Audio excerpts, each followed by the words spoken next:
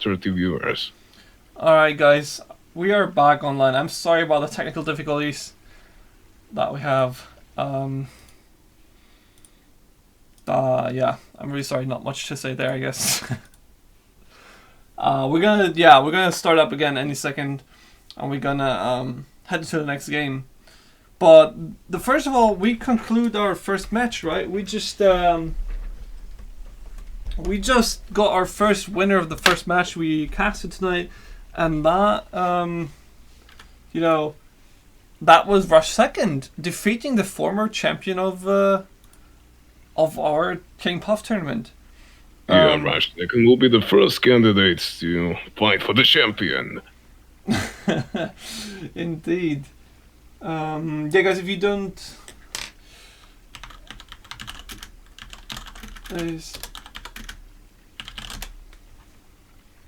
Alright, stream is up again, guys. So yeah, let's head up into our second match of the day, which is gonna be Video Gamer.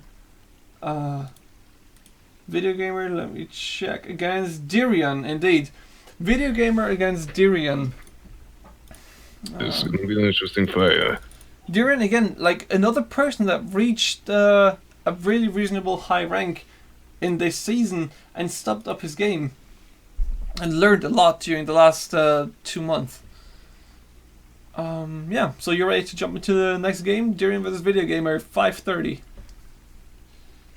Yeah, all these players have the unique ability to prosper extremely fast on the leaderboard. Alright, I'll start the game. Palace, you ready? Yeah, let's go for another game of Snake and Mice. Alright, Dirian vs Video Gamer, game 1, let's go.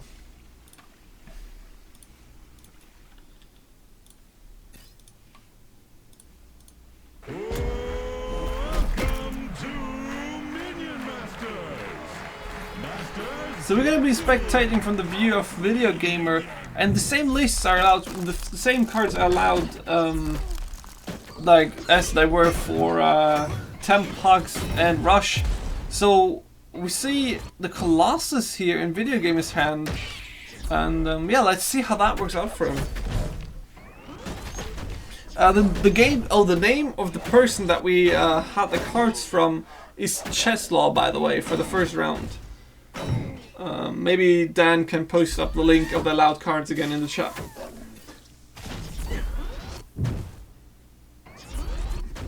So here we see the Wizard Puff here, obviously being played by King Puff.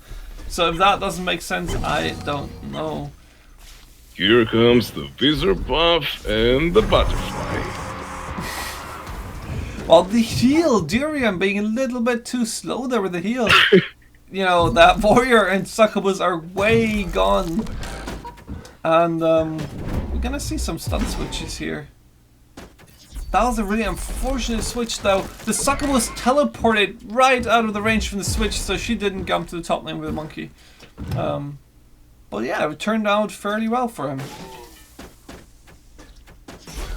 No, each time one of our competitors use either Fireball or a Healing Ball, I have a feeling like they're shooting for 3 points in basketball. He's always going for the maximum range and for the best shot. And yeah, a lot of people just wait too long to just get the maximum value from those balls, man. And then they end up missing it all. So yeah, yeah, you definitely risk a lot.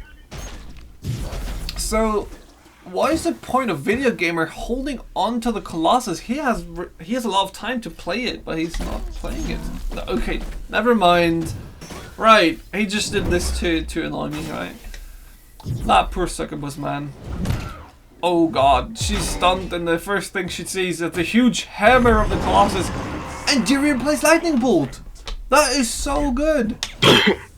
That is so good for him. Like, there was nothing on the board. That was the easiest decision ever. Lightning Bolt there on the Colossus.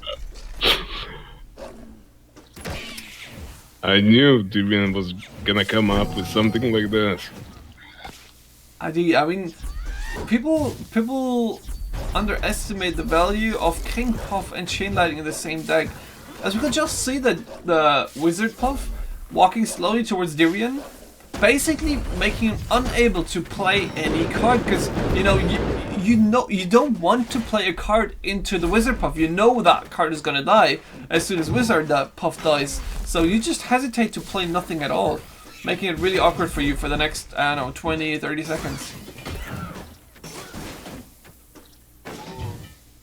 There, yeah, we're gonna see it here right again. Durian, you know, has to deal with the Wizard Puff, and he doesn't want to play another minion until that one is gone. Maybe Video Gamer should have supported it a little bit more to get more value.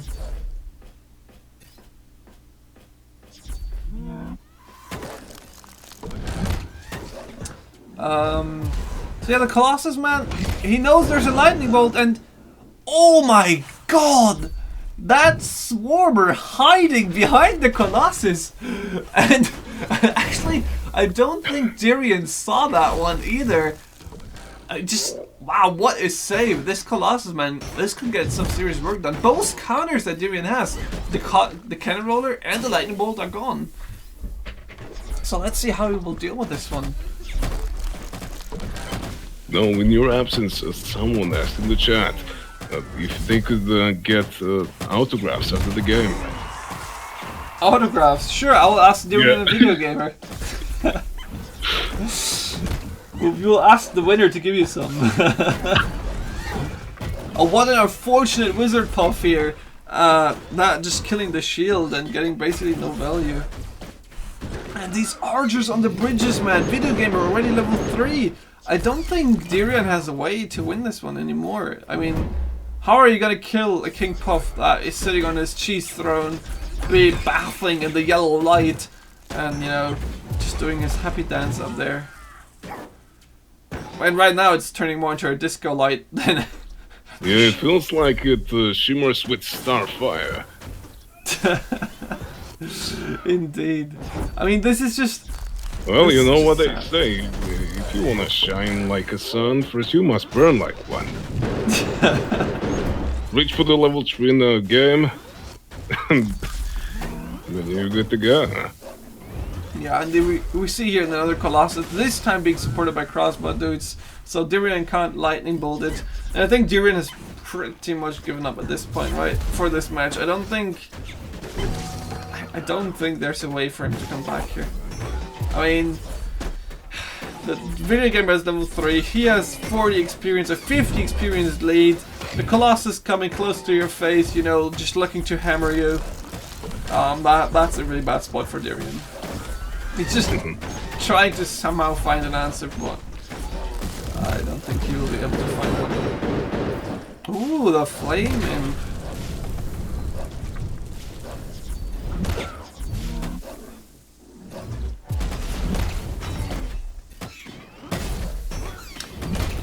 So, yeah, this is just...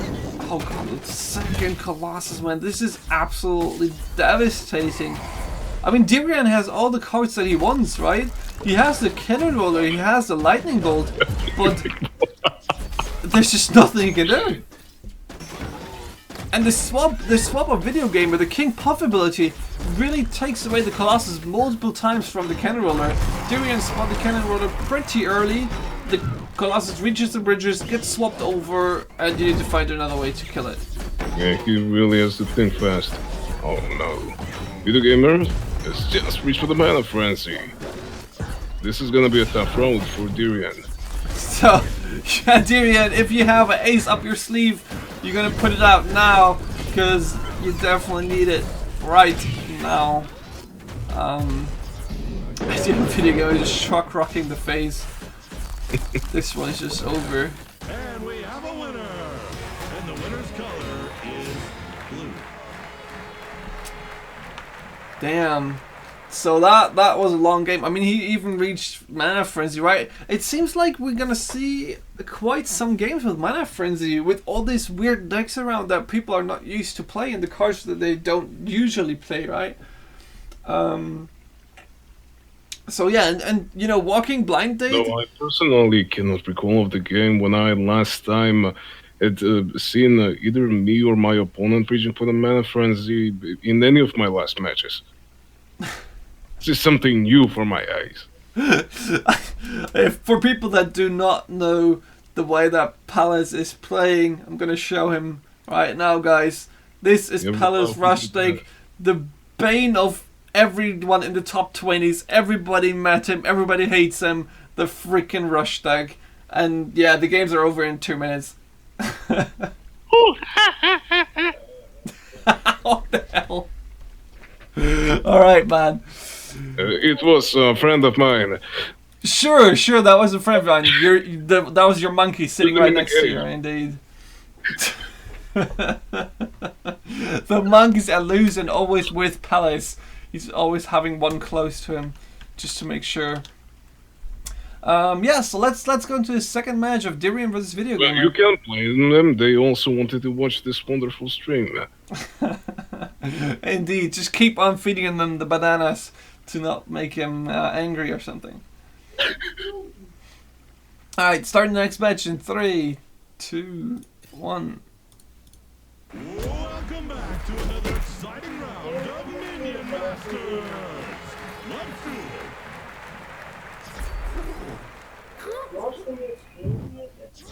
So, both players are so greedy at the start, right? And, I mean, they're both going for both bridges, even though they know the enemy is playing Last Stand. Do you think that's a smart decision, or would you say that's just, you know, really greedy and stupid? You know, after Dirian has gone through, he simply won't allow them to establish the control over the breaches that easily again. Yeah, indeed. Colossus, oh God, the Cleaver being played. I got this card is getting me confused so much. Stun Blast and that Setsu support here for his Cleaver. That's unfortunate. The Cleaver value down there for Video Gamer was insane, and Dirian didn't get much of his. Mordor, you know, what do you think about that character at the start right now? I mean, Mordor is already being not anywhere close to being competitive in the ranked season. Do you think it has a place in this format or in this tournament? You know, it's mostly valuable for the expensive cards. If you're planning to play some cheap units, then simply don't go for it. You see a lot of people in the top simply select boomers, crossbow dudes, soldiers, legionnaires. It doesn't work with Mordor at all. Yeah, indeed. All those cheap cards get no value, or Mordor doesn't get value for them. And we said the Call to Arms by Dirian. You know, Call to Arms obviously gets some value by the tombstones, but is 3 I warriors, mean, man, or just maybe even think 4 about it enough? logically. You simply don't want to use the tombstone to simply rebuild some of 2 mana cards. Makes no sense. Yeah, indeed. Maybe he's playing the Colossus in his deck. Maybe he wants to get some Call to Arms value and thought, you know, having that Call to Arms in there is a nice addition. Not sure. It's gonna be Call to Arms right here. 3 buildings, he's not gonna get more value. Yeah. But those, that last You know, stand- I've been playing against Kanu this season after they've weakened the Dragon Nests. He had been trying the Mordor deck with red golems and stuff like this. It was not that bad, actually. Yeah, maybe we're gonna see a Mordor comeback, but it's not gonna be in this tournament, as we see Dirian getting hammered by all those Legionnaires in the Setsu, and you know, that Cleaver just hitting away on the crossbow dudes. But Yeah, that's, gonna take them some time to find a really mighty deck. yeah, Dirian's still looking and not giving up the hope of a Mordor deck being competitive and working in tournaments, but I don't think this one is gonna be it.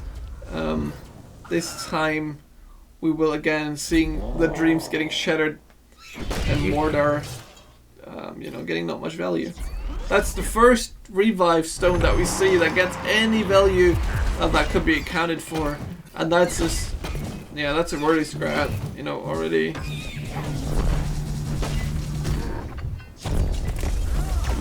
Yeah, Video Gamer is just going for the greedy game. He's just gonna, or not the greedy game, the slow game, actually. The just face jump game, and that's apparently enough. Yeah, Call to Arms not working out. Call to Arms is dead, it seems, at least with Mordor and not with the allowed cards. But that was getting pretty close to the Call to Arms decks we saw in the first season a lot. You know, he had pretty much all the cards in there to make it a decent one. Well, yeah, just couldn't get it to work. So that's 2-1 for our for Video Gamer. Let's say maybe Darian switches it up his deck a third time, going a complete turnaround and finding finally the way into this game or into this match. Because right now, you know, that didn't look good. So yeah, let's head up into the third game. Darian versus. Yeah, I can wait. You ready? Yeah, knock knock, let me in. Sorry, say that again. I said that I was knocking on the door. Oh, You okay. Let me in. Okay, we're gonna let you in 3, 2, It's so 1. cold outside, you know. The wind cuts to the bone and I'm not even shaking.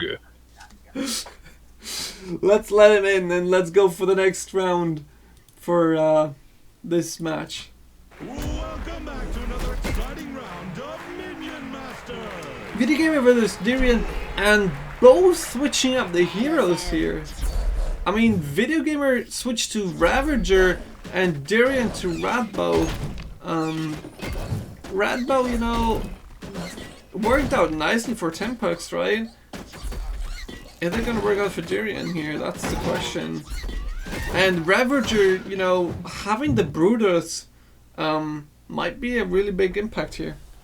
Actually, you know, this is Darian's most renowned deck. He has been using in 80% of his games while striving to climb up the leaderboard.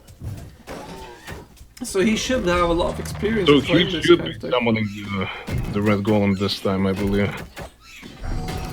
I'm almost completely sure of that. No, the first round, well, the name was Cheslaw and that has no R in it, so he cannot play Red Golem.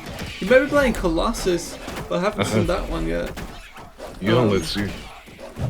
We see double Succubus here for Video Gamer. I mean, if you can get the double Succubus behind that Ravager, behind that huge tank, that's gonna be a lot of DPS. Instead, he decides to spawn at the bottom lane to deal with the last stand. I'm not sure if I agree with that decision. I think the Brutus is way too important and way too strong to let that chance pass. I would not be surprised. So, what is his way to close the game here? I mean, we see a lot of expensive cards from Video Gamer. Double Wizard Puff, double Succubus, Last Stand. That is also expensive, but somehow he's able to hold the bridges, even though he's playing such a slow and expensive deck. I guess it just comes all down to the Last Stand being used efficiently and dealing with all these cards. You know, without Faramir around, people have completely forgotten of the Ghost. I mean, the unit that takes the full control over one enemy minion. Indeed, Here come Faramir more. used that a lot. I mean, Faramir used that a lot in his King Puff deck. But what are we gonna... I don't think he had a game without it in his deck. Double Wizard Puff, man. I'm not sure that's a card I would play here. It's so unreliable and so slow and normally gets not much value. And Darian having a perfect deck against it as well. He's playing a spam deck, right? So Wizard Puff's value will be close to 0. Oh god, that's an unfortunate Last Stand spawn. So in Last Stand, he's playing Legionnaires. He's playing Legionnaires instead of the Last Stand. He's playing 4 of them. That's a smart. That's a smart decision, I think, because we see many people having an answer for Last Stand right now. Last Stand, you know, if you can answer it, why not go for the cheaper version that gets a little bit value from it and the best of it, but is not such a hard loss if it gets dealt with. Oh, that's a rammer. That's such a good walking present. One hit. Oh, only one hit. Never mind. And the Succubus being boosted up behind the Whirly Scrap, man. That's gonna be a lot of damage and she doesn't get dealt with. She's hitting so fast, the damage is insane. Yeah, she's striking almost twice as fast as she does under normal circumstances. And So much damage coming out. Feeding Frenzy, 50% attack speed boost and movement speed. That was insane. Darian lost 400 and 500 HP to that low Succubus. And so much more value down there with dealing with all the crossbow dudes. Darian just struggling to find an answer into this game and getting his way into it. You know, while Video Gamer's just placing so many expensive units. And here comes the Terror Brutus. If he gets able to get one or two Succubus behind that one, that's going to be devastating. He's twice the size a normal Colossus is. Damn, that's double Succubus behind that Brutus. And Lightning Bolt cannot be used because of all the small stuff. I think this is going to be it for Darian. That tankiness. You have no idea how difficult it is to deal with this Terror Brutus. Not only that it has 2,000 health points, but it also heals up itself over time. Indeed, every hit that he does with heals him up for 50 HP, and if he goes below 50% HP, he gets the Enrage and hits faster 50%, so he gets even healed faster. So yeah, that's a strong, really strong card here, or a strong ability. Yeah, you really need a powerful force to take it out. Especially with the support of two Succubus. It is insane. Alright, so that concludes this match though. That's the stomp for Darian. Darian got stumped by Video Gamer, and Video Gamer advancing to the next round. So yeah, now the next game, we are sorry guys, the next game in the brackets, I'm gonna post the brackets right here and they're gonna be updated during our stream. The next game though, we're gonna have to announce something really sad.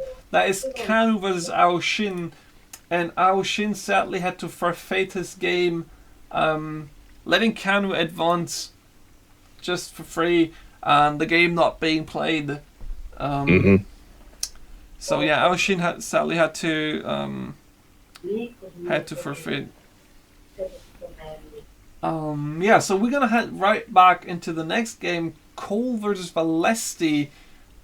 Cole and Valesti both being known for being good players, right? I mean, Cole competed last tournament, and if I remember correctly, he gave Casarico a hard time, and even kicked Casarico out of the tournament, which was one of the favorites at the start. So yeah, let's see how he manages to. Yeah, he had been favoring Red Bull Master. Indeed, yeah, Cole plays that one a lot. Let's see if he plays out the Red Bull again this tournament. Valesti versus Cole, first match being played at 6:24. You ready? Yeah. Alright, starting in 3, 2, 1. Welcome back to another exciting round of Minion Masters. Let's get freaky. Let's get freaky, man. Oh my god, both players using this really awesome arena. That one just looks so beasty. I'm loving it. This circle is so good looking. He's going for the Ravager this time. Oh god, that cannon getting wrecked so hard. It feels bad. Every time you see Colossus just killing something with ease out of nowhere. You know, you're thinking like, hey, here, let's go. We're gonna have a big push here, and then Cleaver comes in and just one-shots your minions. Damn. So yeah, this time Brutus, I don't think he will get much value. You know, that cleaver is gonna be a really, really big problem. Maybe Colossus is the answer though. Colossus dealing with that oh god, the cleaver killing Brutus, the cleaver getting wrecked by the Colossus the now. baby Brutus coming out of the Aga. Oh, that hit! The enemy master. Here comes the Colossus. That hit though in the last second with the last bit of life the Colossus hits the Succubus, which was so important to kill here. That was so much value that he got from that Colossus. Well done by Cole. But that hit, wow, that poor Succubus. She was so sure that she's gonna survive this. Nope. Just chuck Testa, man. He was You know, still people in the alive. chat are betting on our candidates as if they were horses. I get 5 to call, 10 to Velocity, 0 to call. The bets are open, guys. You can talk to Palace about that. He's gonna put you in some shared nice rates. He's gonna offer you nice rates. But the Colossus, man, he's having so much trouble against the cleaver. You know, Colossus hitting or getting hit twice by the cleaver is a change that was made like 4 patches ago or something. Before that, he would kill him before the cleaver would do his second hit, and now even a nerf to the HP to Colossus again, actually making the cleaver a really, really good card to play against Colossus, right? 600 damage. No, before I always had to summon a cleaver and then enrage it. It would take 2 hits for my cleaver to take it down. Indeed, the cleaver is so strong right now against the Colossus with those buffs in place. Well, before it was so bad and just being dealt with by the Colossus so easy. Here comes the counter cleaver for Cole again, and Valesti, you know, putting up so much pressure, and the Stormbringer again showing so much promise here, right? The Stormbringer was already being used by Rush so well, and now Valesti is showing us again the potential and the true strengths of him with the Succubus and the Cannon Roller and all the archers and the range increase they get, and the board control you get by the Stormbringer shooting all over the map.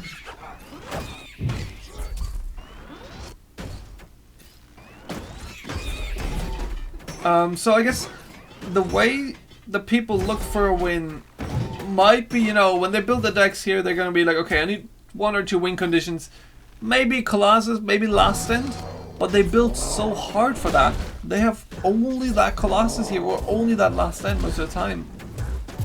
And now we see the more diverse plays with the Succubus play and more people focusing on that. And the Succubus proves to be a really, really smart choice, getting a lot of value backed up by a cleaver or by, you know, some armored units in the front, some cheap tanks. It just shows off the way that the first round seems to be being dominated by the Succubus. So yeah, that's the first win for this match. First win for Valesti. Cole, you know, struggling at the start and not really finding a way into the game. I wonder if he, you know, if he just didn't feel comfortable with the deck, or maybe he played too much Red Bow. Let's see. Let's check out the next game. Valesti You might be versus Cole. needing some time to get used to it. I mean, there's a couple of people in this, you know, community that we know of that only play one character, Mephisto, that, you know, might have a lot of problems against other heroes or playing another hero. So that might be a big problem for a lot of people here. Not being able to practice the deck that they are going to play in the next match seems to be really awkward for a lot of people. So yeah, gonna head into the next game in 3, 2, 1. This is Ready for battle, huh? Minion Masters. Forced to duel. Duel. Put your 3D glasses on. Then that shock rock getting no value, man. Killing 2 crossbow dudes. Cole, you can do better than that. The cannon rollers, man. I just see them being used so weird. They're such a weird card to play, right? If you don't meet the Colossus or if you don't meet the Red Golem, where do you play them? They're out of place most of the time that you want to play them. They can't do much alone. They lose pretty much every duel, and yeah, just puts that card in a really weird spot. It feels like Cole favors Colossus a lot. Even on the previous tournament, he couldn't dispose of it. Indeed. And we see again, like this time though, Cole switched up to Stormbringer as well, right? So maybe he sees the velocity and the annoying part about playing against Stormbringer, the value that you get on the board. It's just so much board clearing that you get from the Stormbringer, just hitting your archers, killing one by one by one, and even against succubus, you know, you just need to get a low at one point, and the Stormbringer can definitely help you with that. Anyway, what do you think of the ball as the building card in competitive matches? I've only seen Farmer using it before in the past. I wonder why they play it. I guess the wall being a card here to just protect your face a little bit in case if you don't have an answer ready. Sometimes they just seem to have no answer with the deck, and you know, they don't want to take so much damage to the face, and then a wall, you know, can buy you precious seconds They should make some find the changes card. to the ball. They could place it with some thorns, so the melee units that get close to it can take some damage over time. Yeah, that would indeed make the wall way stronger, and maybe mean the comeback for Call to Arms. I mean, I'm not sure if that many people want that I though. don't think this card enough being used by the players. Yeah, and it's mostly in Call to Arms decks. But Cole here completely neglecting the top here, and you know, he just didn't deal with 4 Legionnaires. Those Legionnaires seem to be a huge issue for a lot of people in this tournament. And Cole again, you know, that was 700 damage that he just took from 4 Legionnaires, which normally shouldn't be that much of a threat, right? I think people underestimate the value they get and the strengths they have and the damage they do in the end. So yeah, let's see if Cole is able to make a comeback here and, you know, get back into this match, because right now this looks like another stump.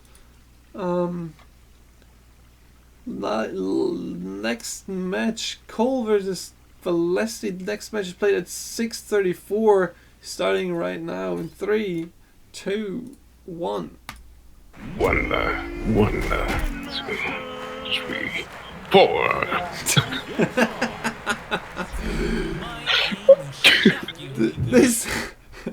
The Stormbringers, man.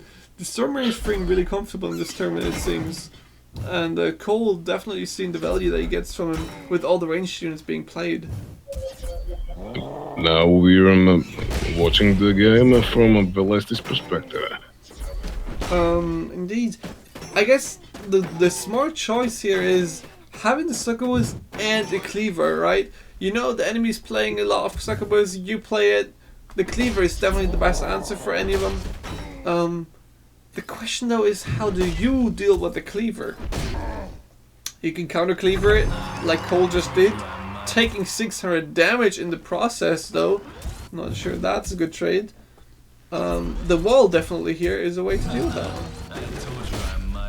Valesti decides to tank the cleaver with his face though, taking 600 damage for free. I'm not sure if I agree with that decision. Why would you not play the wall? Why do you think he didn't play the wall here?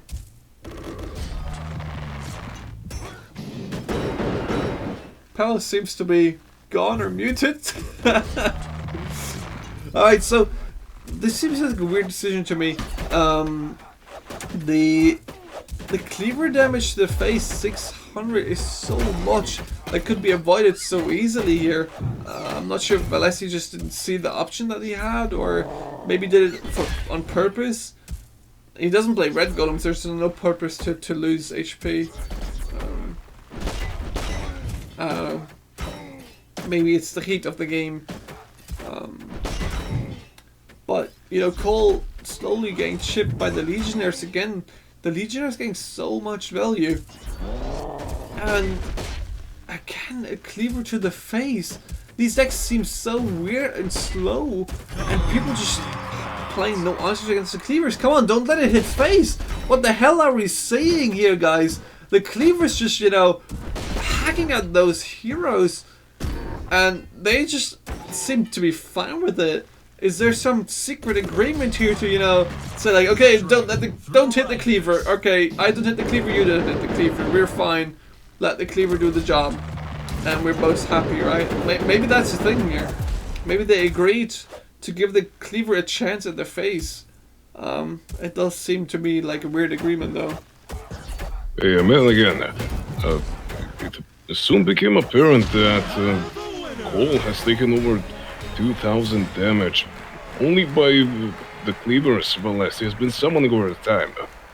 Yeah, this seems like a really, really weird playstyle they're showing us, I guess. And definitely not a smart one, at least for Cole. Really better solution to create a blockade for them. Yeah, indeed, man. They really need to find a way to get rid of those cleavers. And not take so much damage. It seems like such a weird decision. Maybe Valesti was so sure of himself that he says like, okay, let's not waste any mana on my face. Let's spend more mana on units and attacking the enemy. Maybe that was his idea. Well, I guess a lot of face players are happy here because they got to see what they want, right? Yeah, so let's head up into the next game. Valesti going the complete sweep for Coles 3-0. And let's see if that happens again or more. Chemo Crackle versus Etherlord. Etherlord being a fairly new player as far as I know. I haven't seen him much before. Met him a lot in this season, and he seems like a really, really good player. Definitely improving a lot in the last few weeks. So let's check that one out. Etherlord versus Chemo Croyle. Starting in 3, 2, 1. Let's go. The bomb has been planted. That is definitely good to know. Let's not make it explode. Again, this seems like such a weird movement. People are just capturing both bridges while knowing there's a last stand on the match and having no real answer for it on the hand. You know, if they have an answer for the last stand, okay, go for it. Capture both bridges, you can deal with it. But they don't. They just play so greedy. And Chemo pays dearly for it. That's 1,000 damage for one last stand, and the first one being used, the first card Etherlord plays. Last Stand has surely been the most popular card on this tournament. Almost in every single deck we have seen it. Brutus and the Cleaver hitting the face, doing again so much damage. That's 2 hits again. The lightning bolt dealing with the enemy Cleaver, and that's so strong and that's so important. And Chemo just has nothing to do. He has no answer. He has no way to deal with all these cards.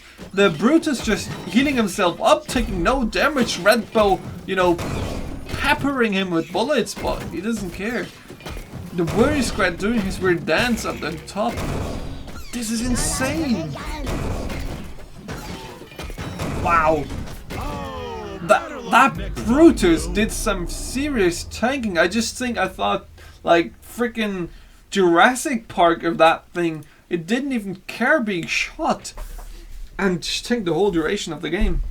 You see that this terror Brutus smirked at the enemy Ratbow and asked, "Don't you find me beautiful?" And then keep using those claps against him, as if a girl do the same with the nails when you touch her in the primary school, you know. You end up with more than just a scratch. You end up with more than just a scratch, indeed. That definitely hurt, and you definitely underestimated that tank power. Yeah, that was really unfortunate for him that the cleaver just died really early. So yeah, let's see if Chemo, you know, finds a better way to deal with Isilord now. Second game. Heading in. 3, 2, 1, let's go. This is Minion Masters. Forced to duel. Let's fight. Let's fight. You know, now either being the greedy one, and surprise, surprise, this is the last stand.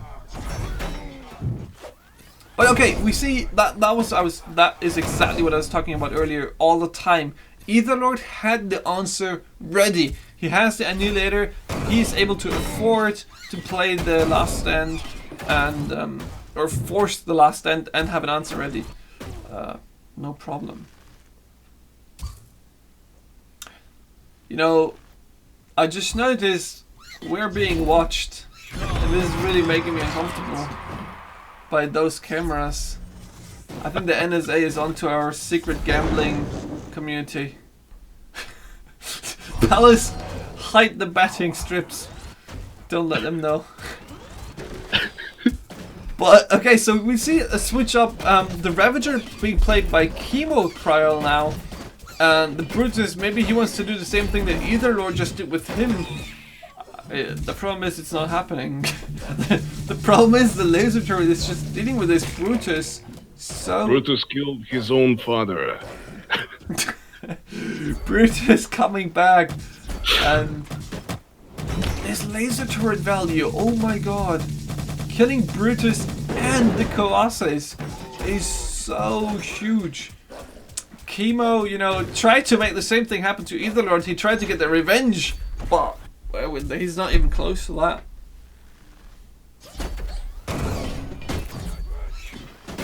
The stuns. Stun Blast being a popular card in this tournament as well. Pretty much everybody plays it. And I know you love that card, right? It's simply a card I must have in my hand anytime I play. I mean, Simply to support my monkeys to finish what they started at. Oh, the lightning bolt freeing the Colossus, and again, God, the Colossus. That's a cleaver. I'm sorry, guys. It is a cleaver. I know. I'm just checking if you guys are awake. So these cleavers are just going face all day long, and nobody seems to care. Well, you're completely right when you said it was a Colossus. It simply masked itself. It's simply Convinced disguised. you that it was a cleaver. But behind the mask, it was a Colossus. Indeed, people in stream just didn't see that, but we know. Pay attention, people. Focus. So the Colossus, man, that cannon roller dealing so easy with the Colossus. Why is he not stun blasting that cannon roller? That Colossus could be able to hit that one. Instead, he just, you know, lets it die. Maybe he's going for some new chick again. Most people play laser turret here. What do you think about laser turret right now at the current meta in the tournament, or you know, in the draft mode? Excellent against golems and colossus. I mean, each powerful enemy minion that's moving in slow motion. Damn, this lightning bolt killing the snake druid every time. Not much value, right? It's 4 mana for 3, but it gets damage done.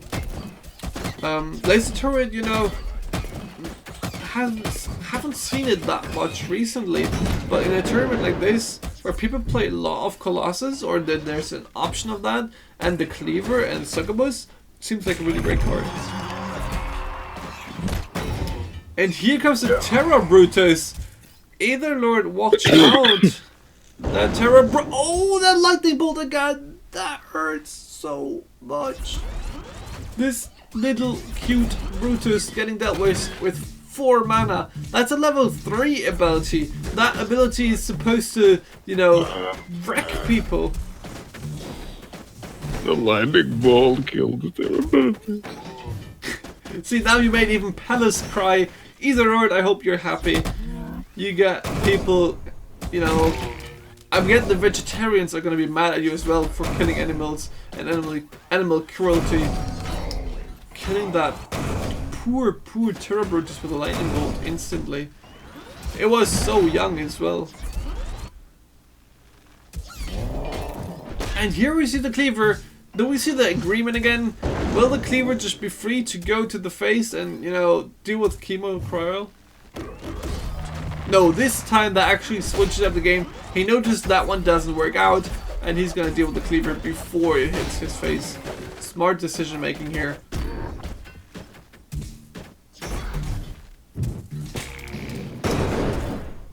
That's done on the laser turret though, not that successful, right? Laser turret is not a strong card against single small minions, especially after the latest nerf that actually made the delay between attacking different minions even bigger and longer. Not a smart choice to stun that. But the Ravager ability, the Enrage, you know, Feeding Frenzy, definitely comes in handy with the Last Stand.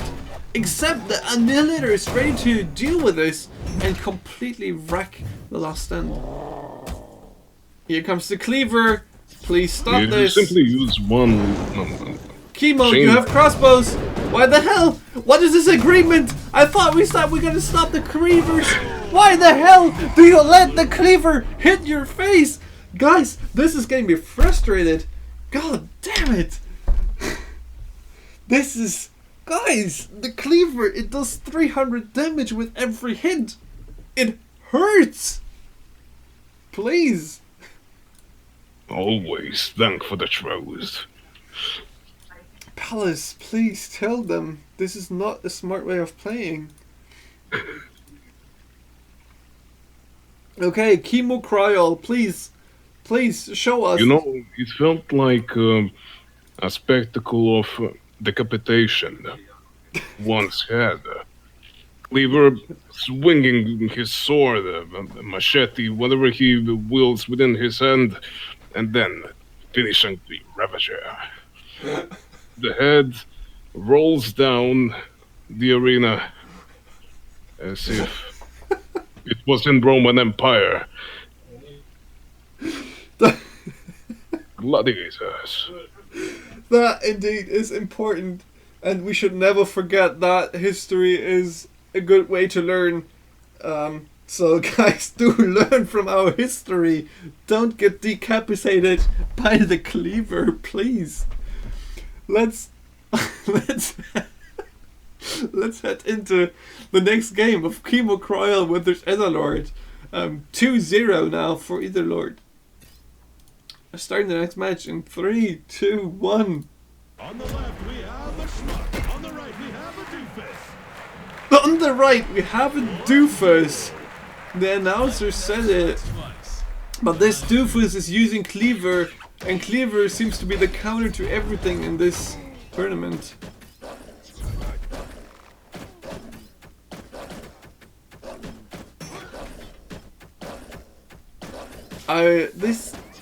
What the hell is happening? I don't understand these games. I mean, there's nothing happening, right? That's the problem. Etherlord is just, you know, slowly waiting for his Cleaver, and then I guess this game plan is let the Cleaver hit the face. Is that the game plan that we're gonna go here for? Chemo Cryol now, you know, maybe he has the game plan up his sleeve. maybe Chemo says, okay, you know, you're gonna play Cleaver? No problem. I have the shield totem ready as soon as I get level 2. And then I can actually tank him to the face. I can let it hit the face and still take no damage. Maybe that is the plan that we go for. And we see Call to Arms being played by Chemo Croyle. You know, Call to Arms with a wall and a laser turret. I'm not sure that is enough yet. That's 3 buildings. Haven't seen more from his deck now. Getting some value with the shield totem maybe. And big surprise here, a Cleaver hitting a face twice! This is unbelievable. Maybe they should choose the Cleaver, like switch up. Oh, they should switch up the model, put in a Puff, give the Puff the freaking sword of the Cleaver, and then it's at least cute, and I can understand why people don't like to kill it.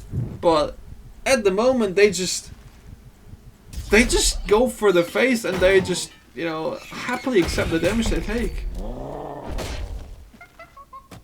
And here comes the next Cleaver. If this Cleaver is hitting the face of Chemo, please. Okay. No, the Cleaver could actually use a pair of snakeskin boots. Just need to cut out the skin of the enemy master. That seems like an idea. And this Cleaver is still alive. And the Cleaver...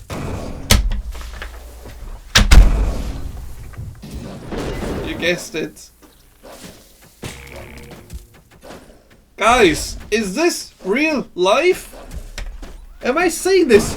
This Cleaver gets 3 hits to the face again. This Cleaver value is insane today.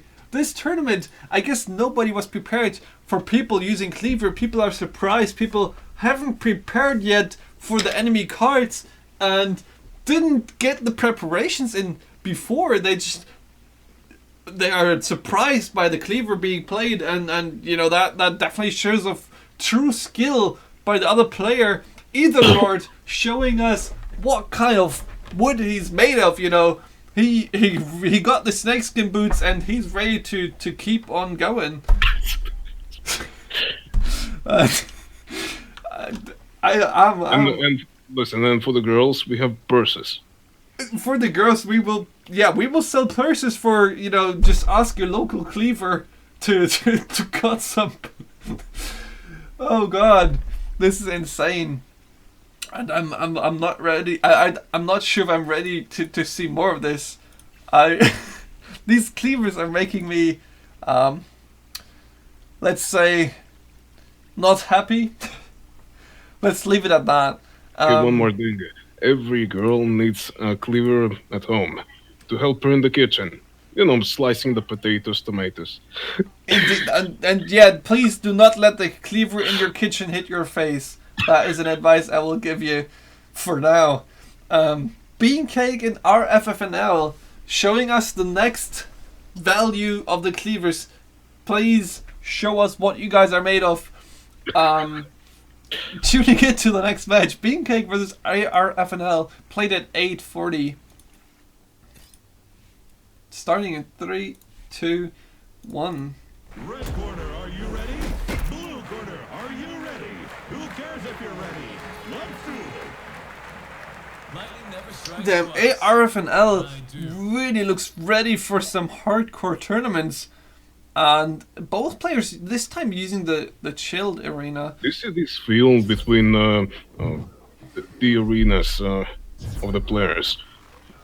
As if there was an open space.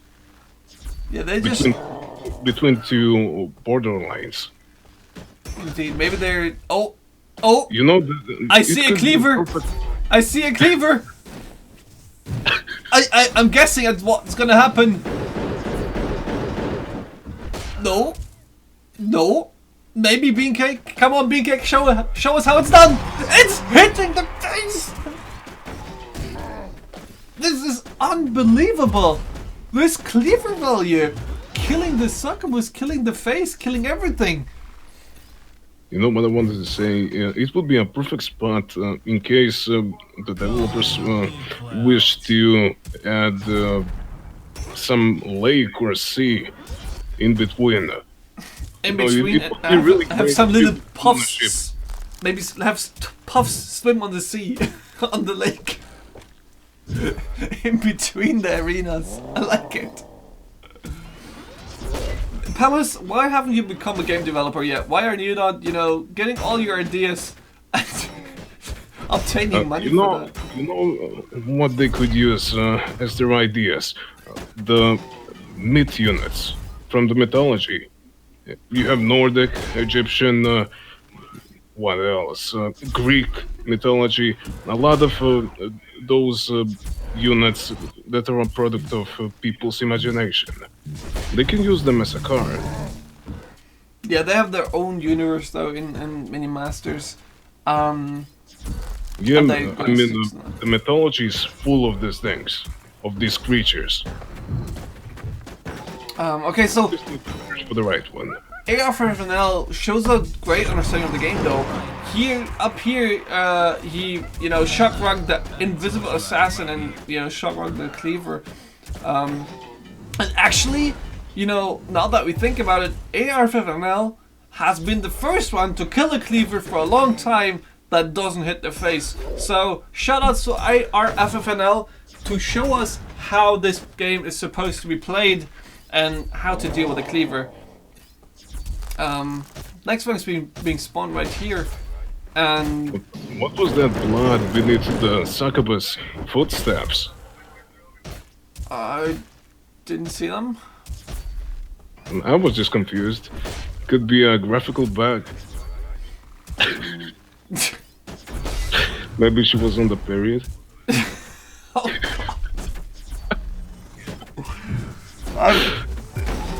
This is your current #1 player on the leaderboard, guys. This is Palace, and you shall not take advice from him, but he forced me to let him speak. I had no choice. Man, this assassin is getting value. Beancake using the assassin so well, popping out of nowhere and doing so much damage. And this is a cleaver. This is gonna be the finish.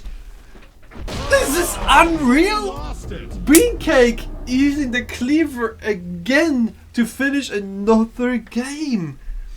What's What with are- those cleavers tonight?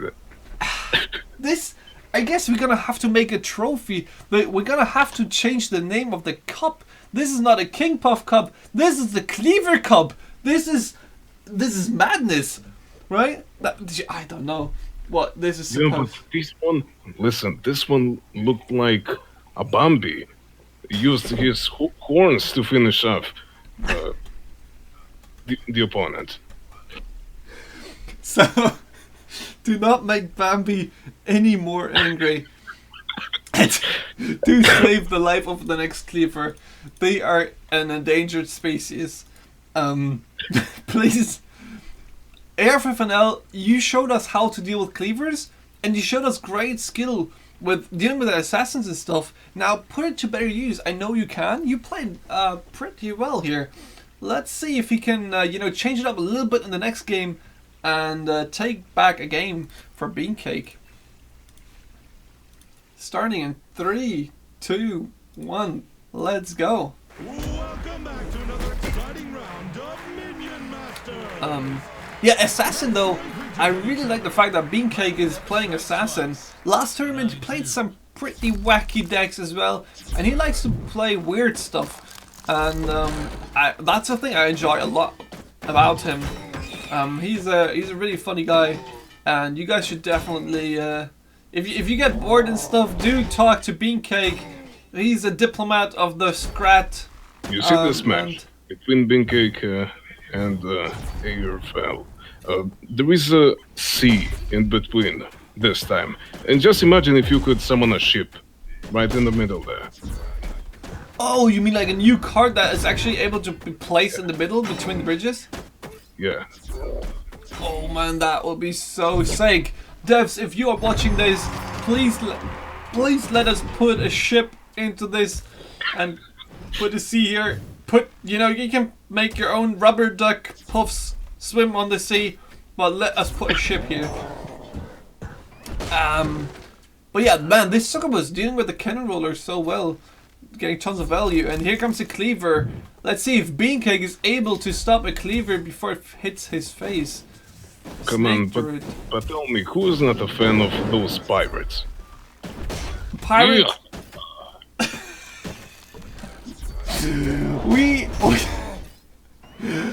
okay. If we get Palace involved in game developing, we're gonna see some more pirates in this game. This game definitely lacks pirates yet. Maybe some scrap pirates on the way for the next patch. I hope you guys are taking notes. And these guys are they have seen maybe the matches and they know, you know, Cleaver hitting my face, not good. And they don't let him. Which is a surprise because everybody else before that apparently liked that fact. But these two actually play on a pretty equal footing. AR4FNL, you know, being ahead by a lot of experience, actually 20 experience, and a rammer! And that swap! That was so well done! And the rammer sees the face, but it's not able to hit it so close yet so far. That swap though was perfectly executed. Nice switch by ARFF. Wow, that name is really, really hard to, yeah, pronounce. But that swap, well done by him.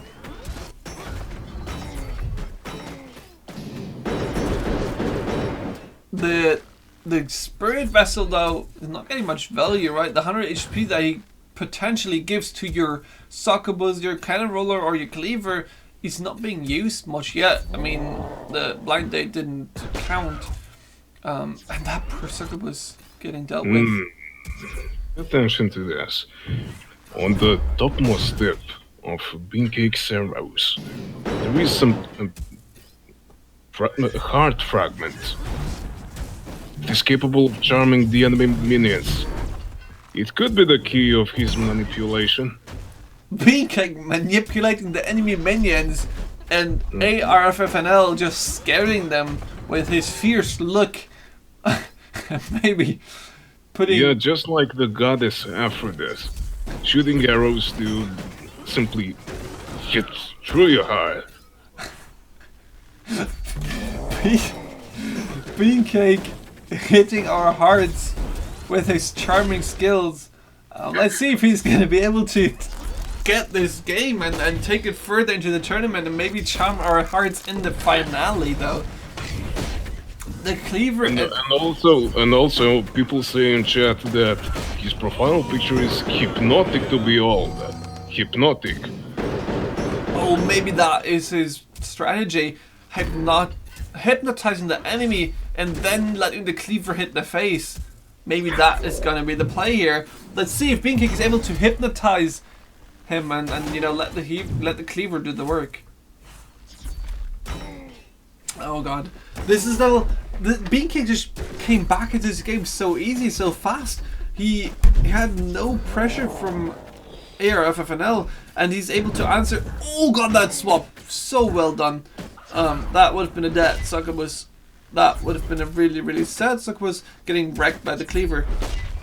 The cleavers in this game actually not getting that much value. I mean, they do deal with the succubus once in a while, but other than that, they're not hitting the face at all. But if you look at the cleaver's design, it has exactly the same boots as those mountain giants from the fairy tales.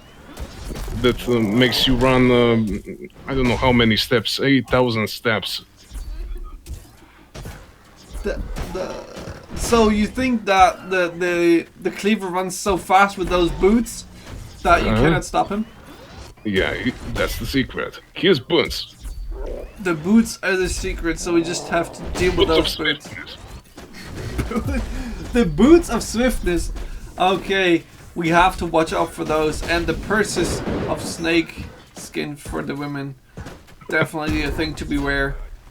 But yeah, this game, Beancake is doing so well with all the pressure he's applying, with a constant bridge control, even though ARFFNL is playing King Puff. Oh, better luck next time, Blue. And maybe you will have better luck next time, as the announcer just said. That was just unfortunate. He had such a good start into the game. He had 20 experience lead, and then just lost to the Cleaver Succubus value, and a few assassins in between. Beancake really using those assassins to great value, coming out of nowhere and charming the enemies with his looks. Let's see if he can make a third game happen here. Heading into the next game, Beancake versus ARFFNL, and see how it goes. Starting in 3, 2, 1. Welcome back to another exciting round of Minion Masters. And start mashing the buttons, do something. I stand for rightness.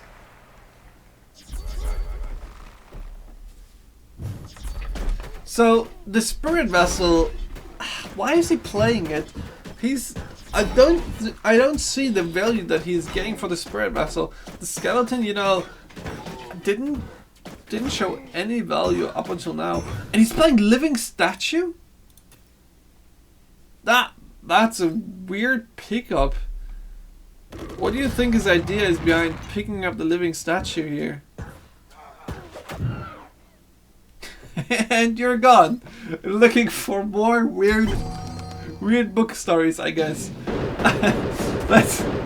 So Beancake is able to deal with the oh god, what is this? Could have played Chain Lightning into Cleaver against the Last Stand. This seems really like a really weird game plan. And ARFNL just holding onto his mana. Okay, dealing with the Cleaver really nice here with the Succubus, and having the Living Statue on the hand. I still don't understand what the plan is behind this. The Assassin coming in here, sneaky, and Did you see that? oh god, that poor Succubus getting wrecked by the Assassin. The platform just covered itself in snow. A moment ago it was all green. Indeed. It's just Did you see slowly that? snowing. It happened in less than a moment. Maybe the snow is a weird tactic by maybe the King Puff trying to confuse Beancake,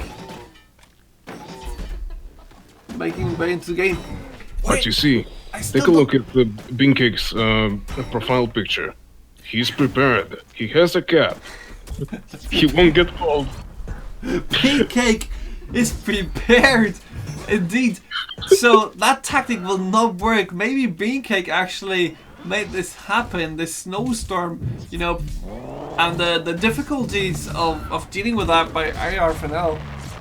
The Cleaver is getting ignored again. I am really getting frustrated in this.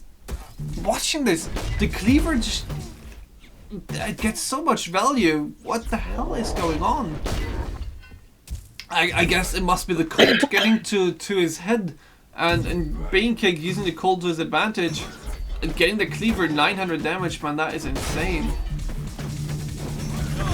And the other Cleaver is just getting wrecked. I mean, the Cleaver value, it seems to be coming all down to these Cleavers hitting the face and just chipping in 2 or 3 hits every time they come in and winning the game by that. Surprised if they diminish his damage from 300 to 250 after this tournament. Yeah, after this tournament, there's gonna be a Cleaver nerf coming in, because they obviously need to nerf him. He's way too strong. He just kills every tournament participant. Finally, we get some value from the Spirit Vessel, except there's a laser turret waiting. Boop. There we go. Succubus gone.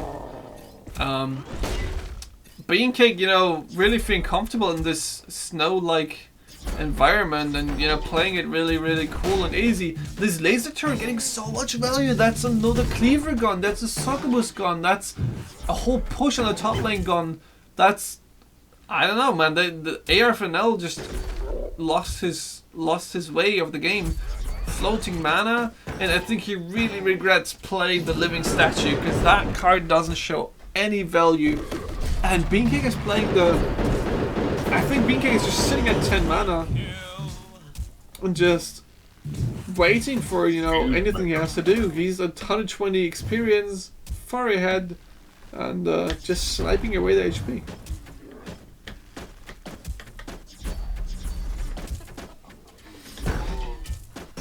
So Beancake is going straight for the mana frenzy here. It seems there's just such an easy task for him. There's no pressure coming in. He's just able to hold and save his mana and just spam or use. Oh god, that Shock Rock! So well played! Shock Rock starting the cleaver and dealing with the cannon and protecting the cannon roller and keeping You know, that actually, alive. this gave me an idea. Oh god.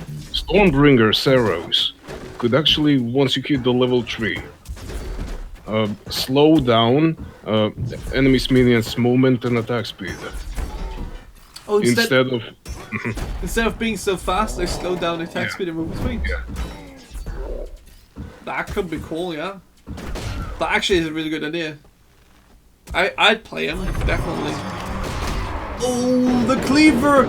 Looking at the face! I mean, just imagine a So cleaver close. rushing towards your base, and then your Stormbringer hits an arrow that slows him down. That last second cleaver save though. Stormbringer, I don't know, it looks like a good position, but I can see that being a cool idea, yeah. That cleaver swap though, I'm not sure if I agree with that cleaver swap. That was a really weird decision as well. The value, the cleaver just killing the Succubus is so easy. But I don't see why is he not using his level 3 ability. He has level 3, he is King Puff, he's not supposed to take any phase damage. He's supposed to just not care about defending, he's supposed to take the bridges and just control the game. But yeah, we see Beancake going into Mana Frenzy and that's the cleaver that's gonna finish the game. What a surprise. This is, yeah. Well played by Beancake, just, you know, controlling the side of the map and playing it really, really slow and easy. Going 3-0 against 3 FFNL. Yeah, he's been performing superbly this time. Yeah, that was well done, but we didn't expect less from him, right? Last tournament he already showed great promise and played really well, and again this time he proves to be a good player. So yeah, let's head into the next game. Panda Salute against the Dova Nation. Let me have it covered up. Panda Salute against the Dova Nation. Did you say Dora the Explorer? What? What was the name of the second candidate? Panda Salute against the Dova Nation. Ah, got the wrong idea. Okay, first match starting at 6:56. You got it? We're ready? Mm-hmm. Alright. Starting in 3, 2, 1. Welcome back to another exciting round of Minion Masters. Give me those viewer fighters. Let's go. Good morning. So both players this time being more cautiously, both not triggering the last stand of the opponent. Maybe. Panda Salute playing the Ravager. You know, that Ravager seemed to be really, really helpful in this type of tournament today. The Ravager, the Brutus having great value, except when it gets lightning bolted. Playing double Spirit Vessel though. Let's see if he can make the value work, since last round we didn't see much come from it, but this time the Assassin and even the Succubus getting boosted up, and the stun here, that's great value, that's well played, and that's a lot of experience that he gained. And he's actively avoiding the top bridge. He's scared of a last stand. He doesn't know if Domination plays one or not. And does so really well to avoid the top bridge. You know, being prepared. And an assassin being spawned up here. Another Spirit Vessel, an assassin coming in. Oh god, that perfect stun. Wow. The stun killing the invisible assassin. That was well played by Domination. Here we go, guys. These guys will not get hit by a cleaver to the face. Because they both seem to not play cleaver. The Brutus man healing himself up and getting hammered though from the air. The 0 mana flying scrats is insane. Succubus value coming in. Walking, I'm not sure what I think about the random cards in this game, or in this tournament to be honest. It's such a weird random factor. What do you think? Would you play those cards? Would you play the Walking Present? I'm not really into random cards. I want to be feeling fairly confident about what I summon. Yeah, the random factor can indeed cost you a game or win one. 2 Spirit Vessels up here now.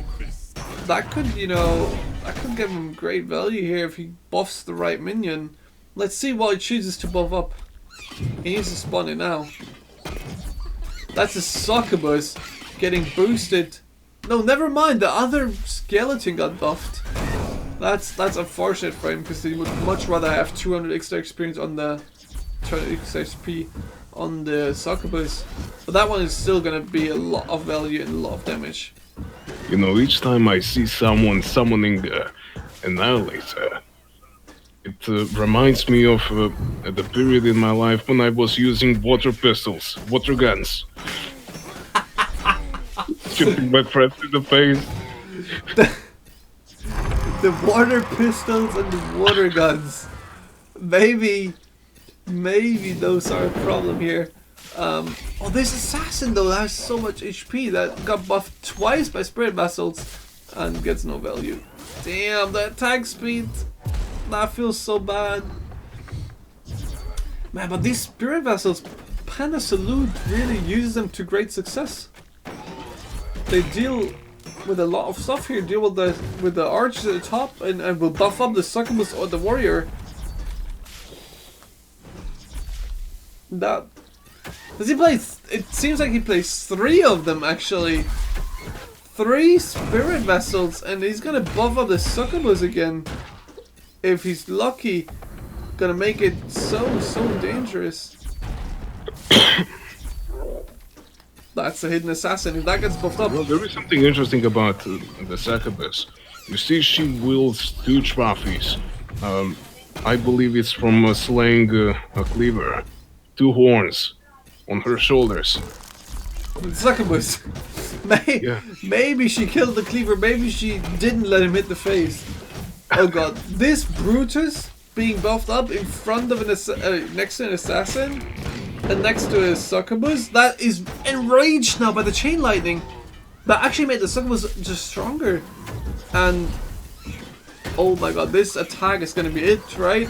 This attack is huge. Spirit Vessels being boosted up, and then Brutus. Oh, that hit on the Succubus so important because the Brutus alone will not do much damage. The Brutus alone deals 13 DPS. You can neglect that, but the assassin and the Succubus next to him, those being protected is insane.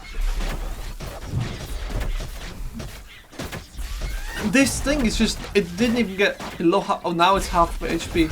So attack speed is increased by 50%. Every time he does a hit, gets healed by 50.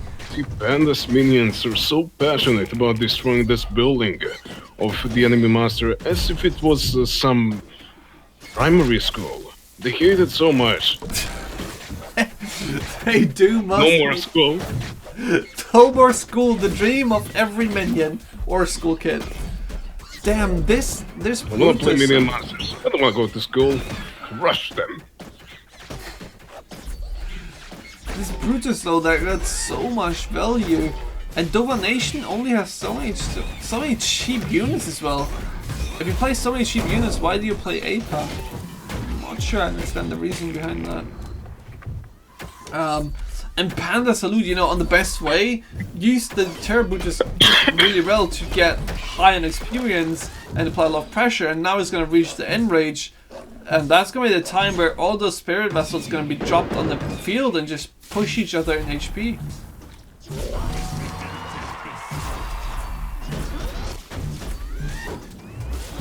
Here comes the mana friends that will like turn any experience that you get into mana, and that's going to be a lot of Spirit Vessels looking really, really scary for Domination.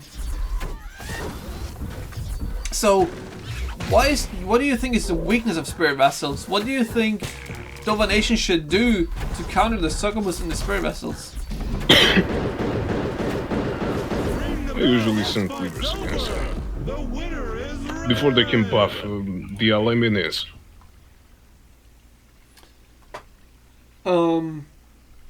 Maybe I have an idea. It sounds crazy, but maybe against Succubus and Spirit Vessels, you should go Cleaver. Getting cleavers. Maybe that is a thing. Okay, let's go into the second match of the Domination against Panda Salute, being played at 7:04. Starting in 3, 2, 1. On the left, we have a schmuck. On the right, we have a doofus. The Schmuck and the Doofus fighting against the same decks, apparently.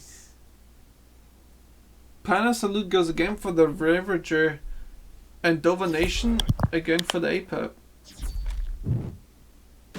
And both players again not going for Last Stand or something. Wait, did I restart the last game? No, this is a different game, but it looks pretty exactly. The start looks close to the last game. Pretty similar starts.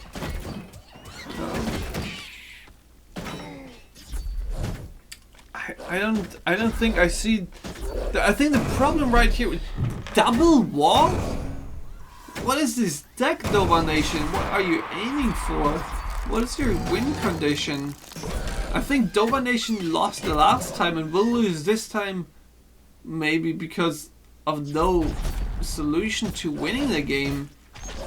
I'm not sure if that. What is his win condition? How can he win this game? I don't think he can. There's no strengths in his cards. I mean, he's able to answer a lot of stuff, but he's not able to apply pressure. And the Brutus again on the top here, that's a huge threat.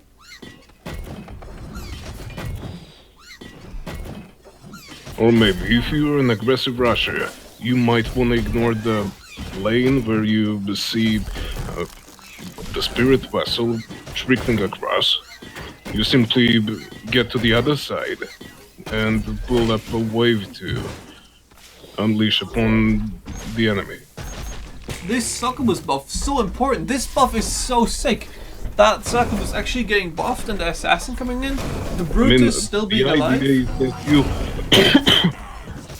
eradicate the unit that was supposed to be buffed by this Spirit Vessel. You ignore the Spirit Vessel. You get rid of the unit that was supposed to be empowered.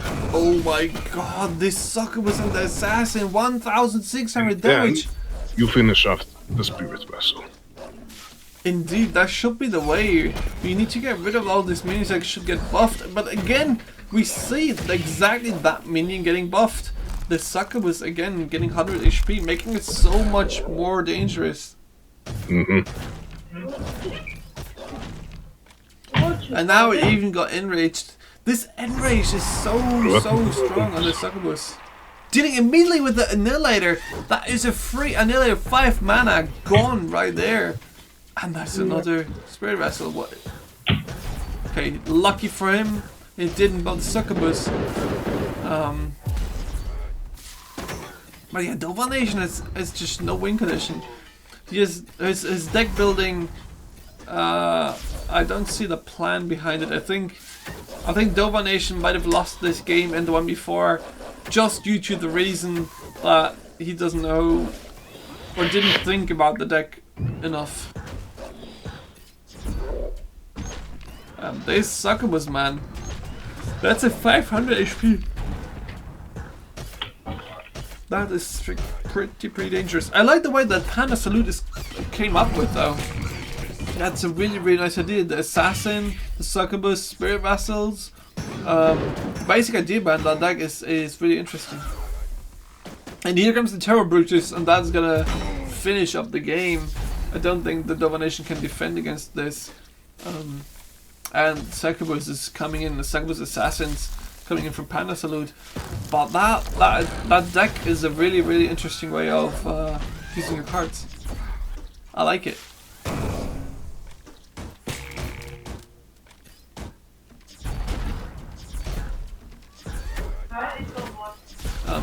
I mean, we see Domination using his cards well, right? We see that the usage of his cards is good. He's playing the right cards at the right moment mostly, but the deck itself is just not really thought out. And I think the deck itself lacks the win condition that he needs, and that cost him the second game. Which is unfortunate because, you know, it's always bad to see a player that has potential lose to the deck that he plays. But again, this was part of the tournament. We wanted to see how well people actually understand the game and how fast they can come up with a strategy. And Panda shows us great understanding of the game and great understanding of the synergies that he can put in together in that short time, and did so really well. You know, I might have seen some guy called Archway. He was using the similar strategy, summoning the spirit vessels to empower his motherships. I don't know what was the name of those flying things. Say it again. Those command ships. Oh, Do the you Drone remember Force the 1? name? The 8 mana card. Flying ships. The Drone Force 1. Drone Force. That's it. I remember some guy who named himself Archway used the same strategy, summoning 2 or 3 of these spirit vessels. You might have been playing against him many times, and kick his ass, of course. And then he simply gets his drone force up to additional 200 or 300 health points, which is insane. Yeah, that is indeed insane. I mean, that puts it just out of range of all the small minions and maybe getting jumped and dealt with quickly. I can see the Spirit Vassals being a great card. And Drone Force 1 definitely is a fun card to play. So yeah, let's see if Domination is actually able to, you know, switch up his deck a little bit, make a little bit of adjustment, looking for win condition maybe, and, you know, seeing the way to win. Because right now, with the current deck, I don't think he would be able to beat the enemy, no matter how well he plays, because the enemy deck just have way better synergies. Yeah, let's start in 3, 2, 1. Yeah, Spirit Vessel, he plays the role being a bait. And if you go for it, you will simply empower some better enemy minion. Okay, It is much stronger than that. Here we go, though. That's definitely a different deck. That's a Colossus and a Scrat Launcher and Cannon Roller on the starting hand. The Scrat Launcher, that could have potentially a lot of value. You know, the Spirit Vessels are really slow. The Succubus can't hit the Scrat Launcher from the other side either. That Scrat Launcher doing 500 damage, that is insane. The Assassin being made visible by the buff, that's an interesting strat. Like, guys, do remember, if you play Assassin, if it gets healed or boosted by Healing Fireball or get boosted by Spirit Vessel, it will turn visible. So that means it will, you know, not do the bonus damage coming from stealths and be targetable by enemies. But wait, when the energy is being transferred from the spirit vessel to Nala unit, in case it's an assassin, does his invisibility fade away? Yes, if he gets buffed from a spirit vessel, he fades. Which means that his damage is, on the first hit, as well diminished. Yep, it's just a normal hit then. And unfortunately for Dova Nation, the Colossus gets dealt with by the laser turret and the succubus. Not a bad card though, not a bad idea. But again, we see no value from the Colossus, or close to no value. You know, back in the days we imagine, or when I started playing this game, I saw a Colossus and I was like, oh shit, Colossus spawned, I'm dead. And watching this tournament, Colossus seems like such an insignificant card. Like such doofus, he's not getting any value in the matches. I think some of it is due to placement though as well. Why did, like the Colossus placement, if you play against the succubus, place the Colossus on top of the succubus, let him kill that first, right? Yeah. Because this succubus is buffed up twice now. 200 bonus experience, and as soon as it reaches the normal HP, 200 now, it's enraged. Scrat Launcher here, not a smart decision. The Scrat Launcher itself seems like a really good card for this matchup, but while enemies are in your territory, you know, wrecking your face, you have other problems. You might need to deal with those first. And this buff on the succubus, the value, the damage, that's nearly 2000 damage. This succubus, man, Spirit Vessels, ready to buff up the next assassin or succubus. Here we go, that's the assassin.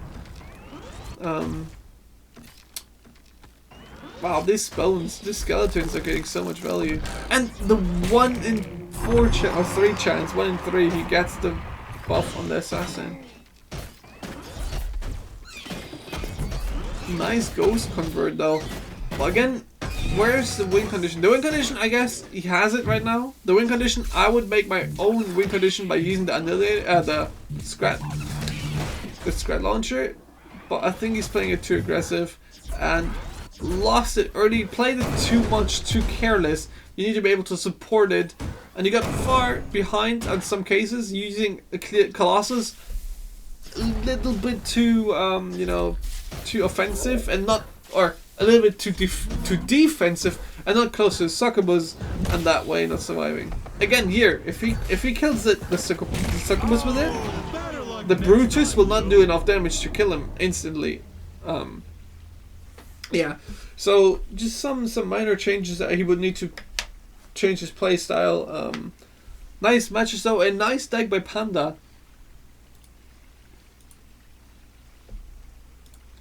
So that's 3-0 for Panda, and getting him into the round 2. Impressive performance by them.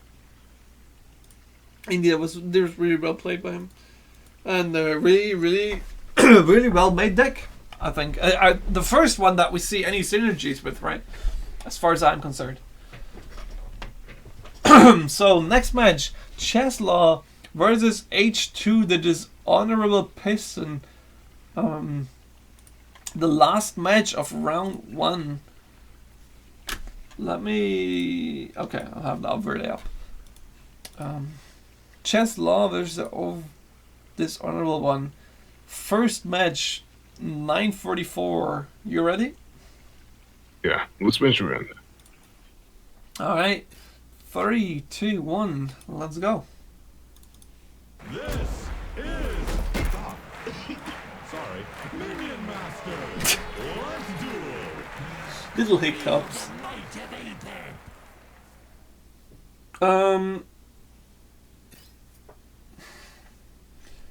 Cheslaw, you know, I don't think we have seen an APEP win yet, have we?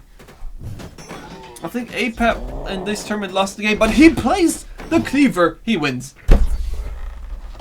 I'm calling it right now. Cleaver wins the game. Cleaver hits the face. Actually, that is a way to deal with the Cleaver.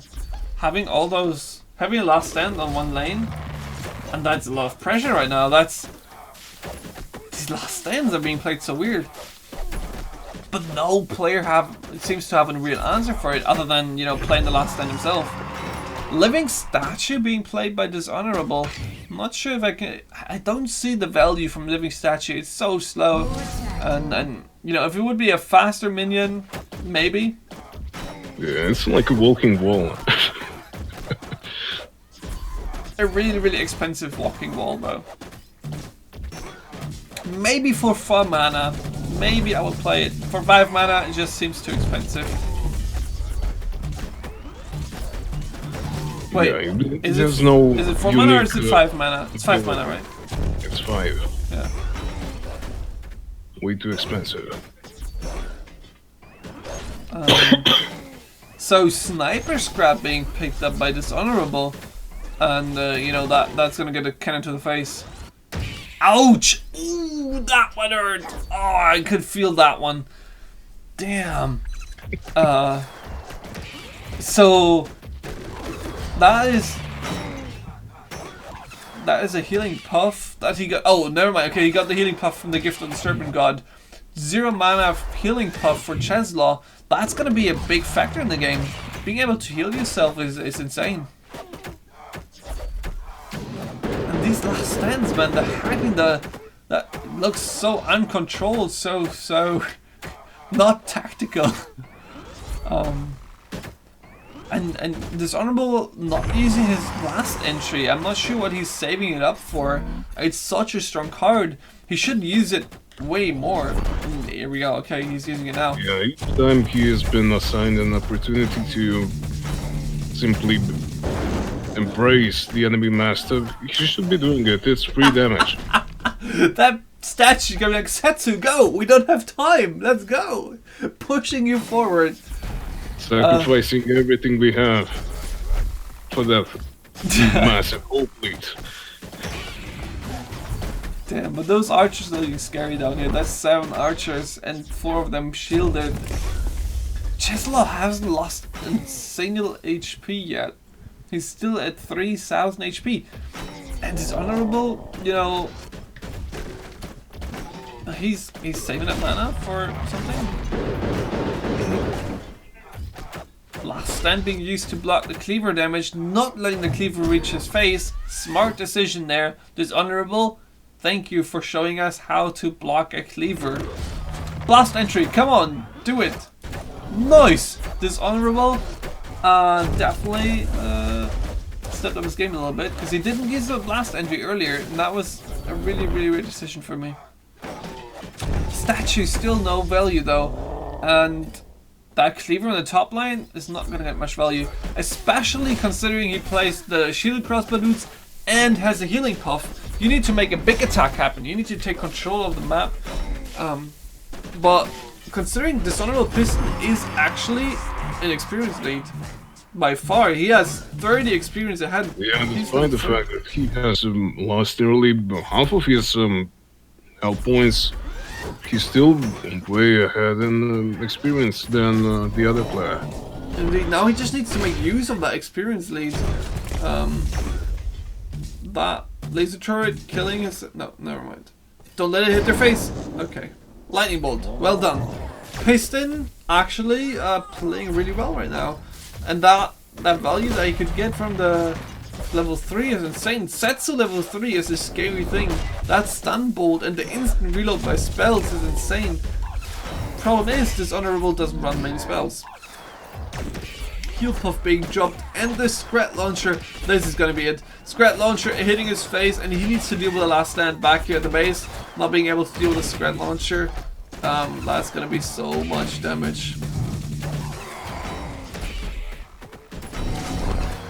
Down there is a shootout happening with all the archers and crossbow dudes wrecking each other. But Dishonorable Piston is a really, really unfortunate position here. Doesn't seem to have a really nice way of answering this. Come on, warriors, release your manliness. Don't hold back. Release the manliness, indeed, guys. Show Palace your manliness. The cleaver show up at the top. so many crossbow dudes. How are you gonna deal with those? He has no chain lightning. He has problems. Big problems. Cause those crossbow and another Scrap Launcher. That's gonna be it. Defeated. Yeah, he knows it as well. Dishonorable having problems against these against the Scrap Launchers definitely, and the Cleaver actually this game not getting much value. That's a surprise, right? Yeah. the Cleaver actually showing no value. If you look at this match, you're gonna see like, wow, Cleaver, what a bad Worst card. nightmare. But yeah, what's up with people playing the Living Statue? I don't see the value that you would think of getting with that card. Yeah, like you said, I believe it's way too expensive for its user. It doesn't benefit you a lot in your frontal assaults. You know, it moves extremely slow. Then it costs way too much. And doesn't do anything but acting like a moving wall. Indeed. So yeah, let's see. Maybe we don't understand the game plan yet. Maybe he has a cool plan going up with the Living Statue. Let's check out the next game. Starting in 3, 2, 1. Welcome back to another exciting round of Minion Masters. Mordar getting picked up by Cheslaw. Will be fun. And Stun Lancers? This, well, I mean, we do wanted to see cards in this tournament that are not played that much, right? We wanted to see cards and decks that are not that popular in the normal draft mode or normal ranked mode. But Living Statue and Stun Lancers? I'm sorry, I don't Yeah, we see want to see this. something mysterious happening. I would like Something to see we've like never seen before. maybe like I don't know, maybe later on in the tournament we're gonna see some Troubadour action or stuff that's not used so much, or maybe I don't know. You know, so long as the opponent does not possess a lightning bolt, you're good to go. Indeed. Maybe we're gonna see some Drone Force 1 later on in the tournament as well. That would be cool. But Stun Lancers, man, I don't see that one. Boomer though. That's a really lucky pickup, right? Boomer is such a strong card, especially if the enemy is playing Last Stand, and not being able to pick Boomer in the first round because of the rules we have. That's a really good one.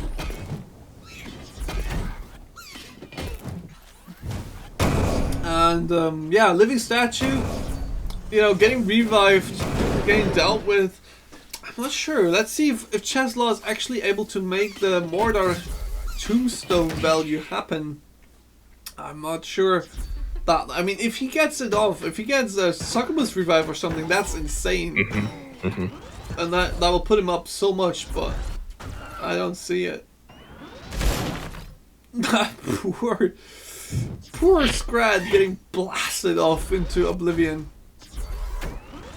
So, right now, I see the same problem for Dishonorable that we saw before in the matches. What is your win condition? Your win condition? Is it Last Stand? If you play Last Stand as a win condition, I'm not sure. You need to be able to support it. And he doesn't seem to have the support for it. What do you think is the best way to use Last Stand for and to get most value from it? And how would you support the Last Stand if you played? Do divisions. Like the players did before. I guess you just need some range shoes behind it, and these Stun Lancers are just getting they're so expensive and they're getting no value. I'm I'm ready to go back to Cleaver. I don't know, man. This is The living I mean, just statue. think about it. If we are talking about the living statue, it costs 5 mana, and Cleaver costs 6 mana. So which one is better choice for you? I don't know, man. Cleaver, you know, haven't seen much use of him. He seems like such a weird card. Nobody's playing him, and you know, never reach his face. And he still hasn't delivered me my purse that I ordered last week. So I'm not that happy about Cleaver. Not anymore. Damn, I don't know. You're exactly right. The living statue is basically a really, really bad Cleaver. I don't know. There's just no way for the usage of it. Snake Druid. Okay, I can see Snake Druid being a really smart pickup here by Cheslaw. I see Annihilator having a place in this tournament, and I see Last Stand being great. But why do you have nothing to support it? Why do you have nothing to push with the Last Stand? I'm not sure. This attack looks really dangerous though. This one is actually a big one. You know, let's see what's you. Dancers. See, that's a weird thing. The stun dancers stun the succubus, but she still teleports away. Oh wait, no, they hit her first, then she teleports away and gets stunned. Not bad. Shielded Crossbow does really unfortunate pickup for Dishonorable, since Cheslaw's Mordor is just, you know, predestined to deal with that. And 2 tombstones ready to awaken an Annihilator. Could this be the attack that he wants? Could this be... Oh, that's all of them on the top lane. That Annihilator is going to wreck him. He's boosted. He's attack speed 50% increase. He's a vengeful dead. And the first time in history we see value from the living statue at the bottom. This Annihilator behind it just wrecks the whole map basically. The whole army of Dishonorable is getting wrecked. These two You know, Annihilators... he's using Mordor far better than I had anticipated he would be. Indeed, the revive was insane, and the health buff for the Annihilator is insane again. Wow, this Cheslaw is showing us how Mordor can get shit done. That is awesome. That was a great attack. Insane value by the statue down here, and the combination with the Annihilator. You know, that buff up and that revive was really, really well played. That was a terrifying push, man. Honestly.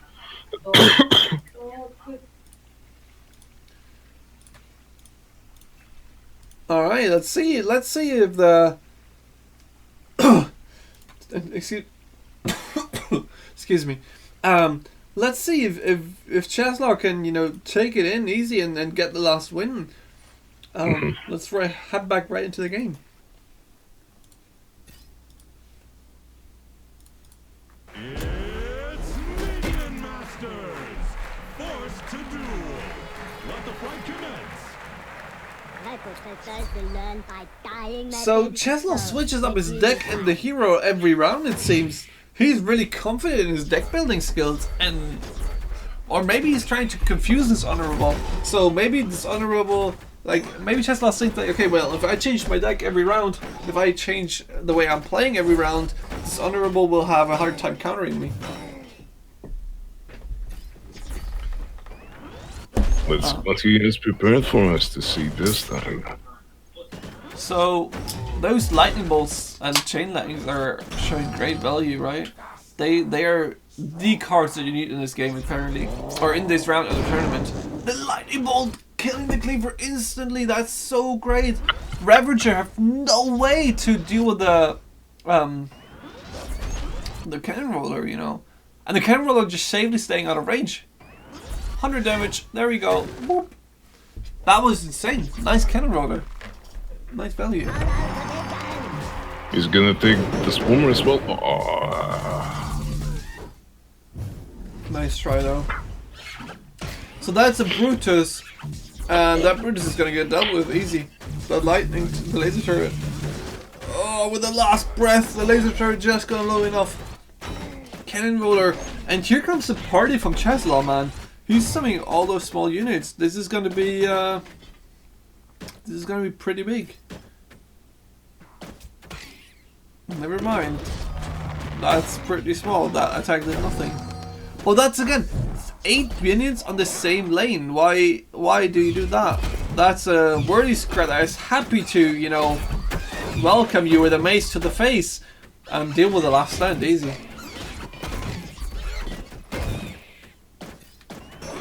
Really not great Some news. people have been reporting that while using the Stormbringer Master, your cannon roller might sometimes gain even more than +2 range. It can go up to 3. Really? I never seen that. Let me not. I haven't seen that.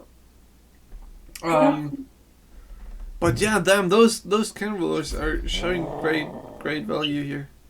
And here comes the cleaver, and it gets immediately stopped. And the spam from Cheslaw, lucky spawned by dishonorable or well placed spawn, however you want to see it. But that lightning bolt could have dealt with that cleaver really cheap. Good value. Good value for the crossbow dudes there, and well played. But these laser turrets, man, they're getting stuff done. They are so strong in this game right now. Those laser turrets just showing again over and over why they're such a great card and why they were played so much in Season 1. Scred Horde, a card I haven't seen for a long time, but immediately pushing Cheslaw to above the threshold of show off and giving him limitless range.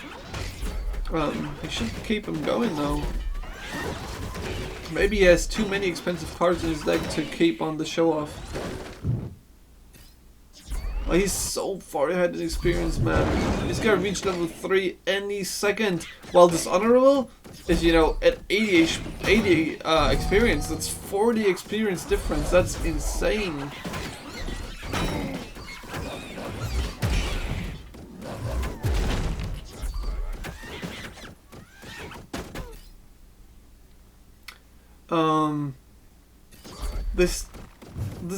This seems really awkward. He's spawning the last stand on the same lane over and over again. He's not splitting it up. What is he, you know, trying to accomplish with that? It seems to me that it's just a waste of potential. And a really dangerous move as well, because the last stand being split up is you know, capturing both bridges and, you know, playing around the worthy scrat and a lot of AoE. But Cheslaw just spamming more and more cards to deal with the last stand, and it works out for him. The cannon roller getting blasted down here, and Cheslaw, you know, being level 3 is in a real comfortable position on the best way to reach Mana Frenzy. He's just going to start playing the experience game right now, and then lean back, enjoy, and then finish up with the Mana Frenzy. Except if this Honorable Piston knows that the Terra Brutus is truly terrifying and is able to finish a game like this, maybe that is his way back into the game. If he's able to save up mana now and use the Terra Brutus to finish on the game, that could be a thing, right? If he can, if he's able to support the Terra Brutus properly and get value from it, that could close up the game. I think that is his only way to get back into the game as well. He needs to deal with that cannon roller though, and he needs to do it fast, because that... Oh, the lightning bolt! The Terra Brutus shaking his head in denial. That is sad to watch. And that is... Oh wow, what a nice spawn. Cheslaw, good job. One of the few people in this tournament stopping the Colossi. And... Colossi, goddammit! Cleavers! Stopping the cleavers. And, yeah. Winning the game and, you know, getting close to Mana Frenzy and obviously controlling the whole map. Closing it up to 3-0. If you guys want to check out the brackets again, we're going to link them. But that is first round 1. Today we would like to stream for a few more matches. We have the losers bracket played completely in round 1. and we're gonna cast round 2 winner bracket tonight, and so yeah, stay tuned for that. So next match, losers bracket round 1 is Tempox versus Dirian. Oh god, please let me have the overlay. Okay, I did have the overlay on. Tempox versus Dirian.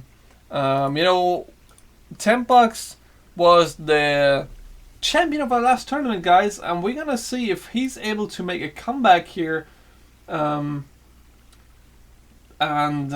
let's see if he's able to work his way back into the finale from the back foot. And Dirian, you know, playing his season really, really well and definitely improved his game. So this is gonna be an interesting match. And after this game, Tempox will actually join us on Discord and commentate and stream with us. Blue corner, are you ready? Duel.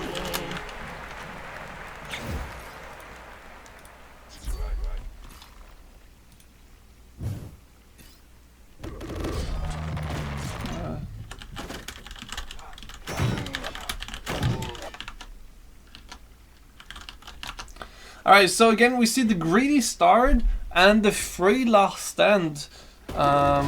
Both players using last stand though, and Dirian obviously having a good way to deal with the Tempox last stand.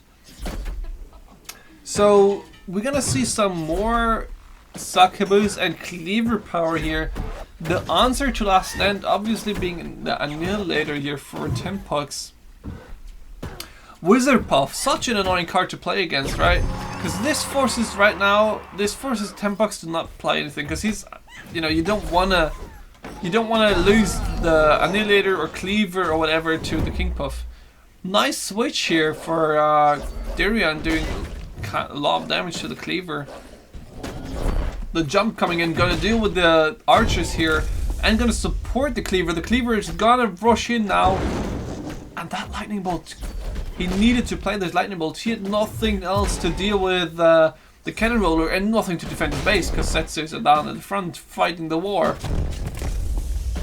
But yeah, see guys, this is how you deal with a Cleaver. This is how you kite him around. You do not let him hit the face, and you can learn a lot from these two players because they are both really top tier players.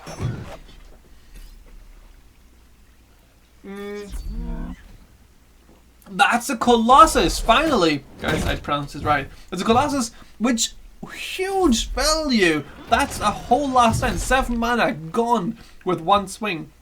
Now the thing is, Dirian needs to support it. If he doesn't want to lose it to the cannon roller, he's going to do something fast.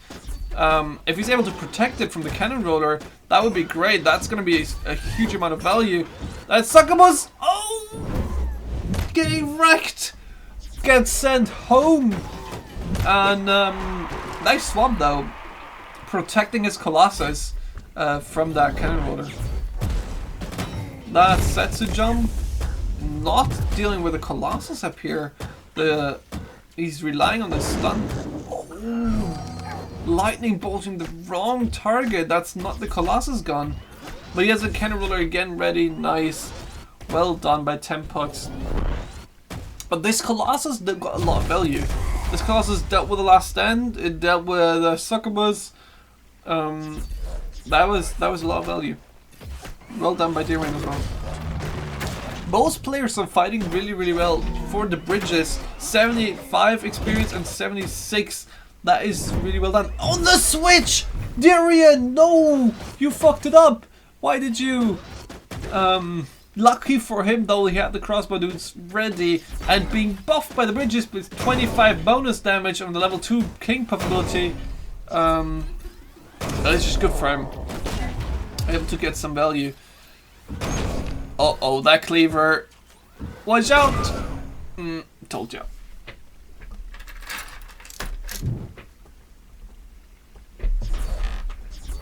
That Cleaver though, you know, now that was a smart way here. Guys, watch out for this kind of play. If you stop the Cleaver, try to stop him in the hero range, like Dirian showed you exactly how to do it right here. He stopped it in the hero range, the hero was hitting the Cleaver was getting dealt this, dealt with, and yeah, really well played. Succubus getting smacked with a cheese, having no way of dealing with this.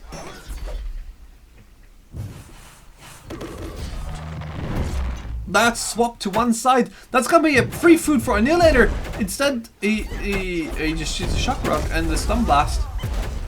Well done. Okay, that's a good choice as well. The Annihilator, you know, always a good choice against a huge amount of minions. But stun rock and Setsu on the field is really, really strong and very scary. And the cleaver in there as well. That's not gonna stop the cleaver. Sorry, mate. It will. Oh wait, actually, it did stop the cleaver for a few seconds. Still, cleaver ready to hit your face, and Setsu, you know, getting recharged with a free reload, level 2 ability with the spell. Great cleaver value, great attack by Tenpox, and so hard to deal with. Dealing with the cleaver, Last Stand, and Setsu is really, really hard on one thing at a time. So now here comes a counter attack from Darian. Strong attack by Tenpox. And you know, Darian can safely ignore now the face damage. He can play for the bridges. Level 3 ability from King Puff, just protecting him so well. The lightning bolt! Oh my god, Darian! You slept a little bit. You didn't place any minions on the board. Easy pickup for Tenpox, and that's gonna conclude the game here. That's gonna be his death. The cleaver, you know, ready to smack your face, and Setsu doing the rest. Well done. And Setsu again showing why she's such a great character. Well done. First win for our former champion, and you know, I'm gonna be honest, he is the favorite going into this match. You know, Darian being a good player, definitely in the top 10 and the deserved one in the top 10 this season. But Tenpox is an insanely good player and proved so last time, but he didn't lose a single match in the last tournament, so definitely he's a good player. So yeah, let's check out the next match. Welcome back to another exciting round of Minion Masters. Dude, I love the new animation and I love the new spectator. Beta Dwarf, you did something right and not just by designing this game the way it is, but patching it as you do. This is really, really well done. I love it.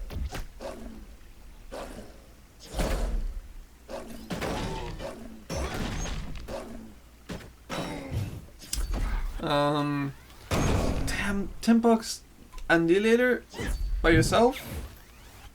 What is your decision making here? That's I guess he's scared. Both players don't want to take the top bridge here right now. Both players not want to give the other player the last stand. You can do that, sure. We can play for the bottom bridge, but is it a smart decision for you? One thing, guys, notice with this is going to be a little bit educational right now. The cleaver needs a few seconds to get his rewind, right? He needs a few seconds to hit again. If you stun him right after the attack, he resets the reload animation and actually only needs 2 seconds to hit again. Normally, he has a way longer cooldown, but if you stun him right off the bat, you know, that's gonna be him resetting a kill or resetting a hit. And normally he needs 5 seconds, but if you stun him for 2 seconds, that's a 2-second attack. So do not stun him at the start after his attack. Stun him before his next attack comes ready, or before he does the attack, but not after he did an attack. Important notice here for people that struggle against cleaver. Well, we see Tenpox already in control of the match, sitting at comfortably 10 mana, a little bit of experience lead, nearly double. Last Stand surviving actually the Annihilator. Well placed stun by Darian. Succubus though, really strong card, being supported by Setsu and actually surviving it. And even though she's only 10 HP, a warrior in the front really makes her dangerous still. Not sure I agree with this swap. That swap just gave the cleaver a free hit on your face. Well, wow, that's a huge misplay by Dirian. That succubus was supposed to be a savior, spawning that too early, and yeah, getting wrecked by the cleaver. Really unfortunate. A really, really big misplay here. And that's an later. And that, oh, that stun is really needed. Dirian needs to have this shock rock ready for the highlighter, because otherwise that would have been a dead last stand push. Now this is still dangerous. If you don't have something good to deal with it, that's 1000 damage. So yeah, Succubus obviously going for high DPS, quick damage, so that was a good way. But still, 700 damage for a few last stand minions. Colossus, he needs to use minions. He knows that there's a lightning bolt. He doesn't want to get killed by that. Colossus is gonna start hitting their face, and that's time for the last stand to push in, hitting the Colossus in the back and dealing with that. Really well done. Nice placement by Tempox here, not getting hit in the swing, because the swing area from the Colossus is huge. Well played.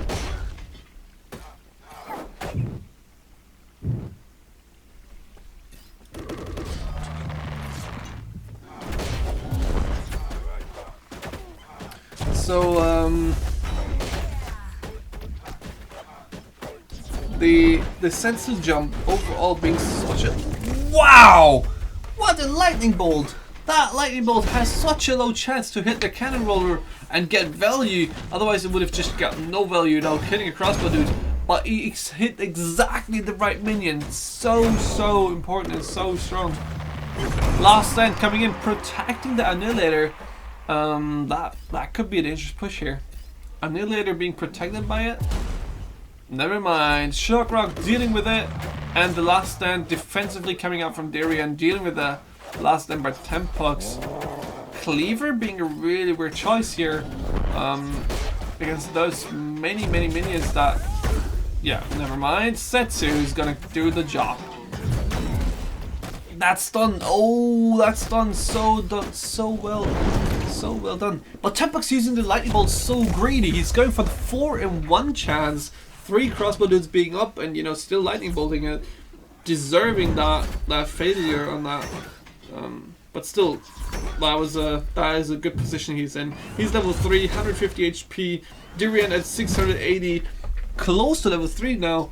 I wonder why Tempox hasn't started jumping face for Dirian and just going for Setsu face damage, because he could have done that already. There's no threat coming from him. He's able to stun this one off. That shouldn't be a problem.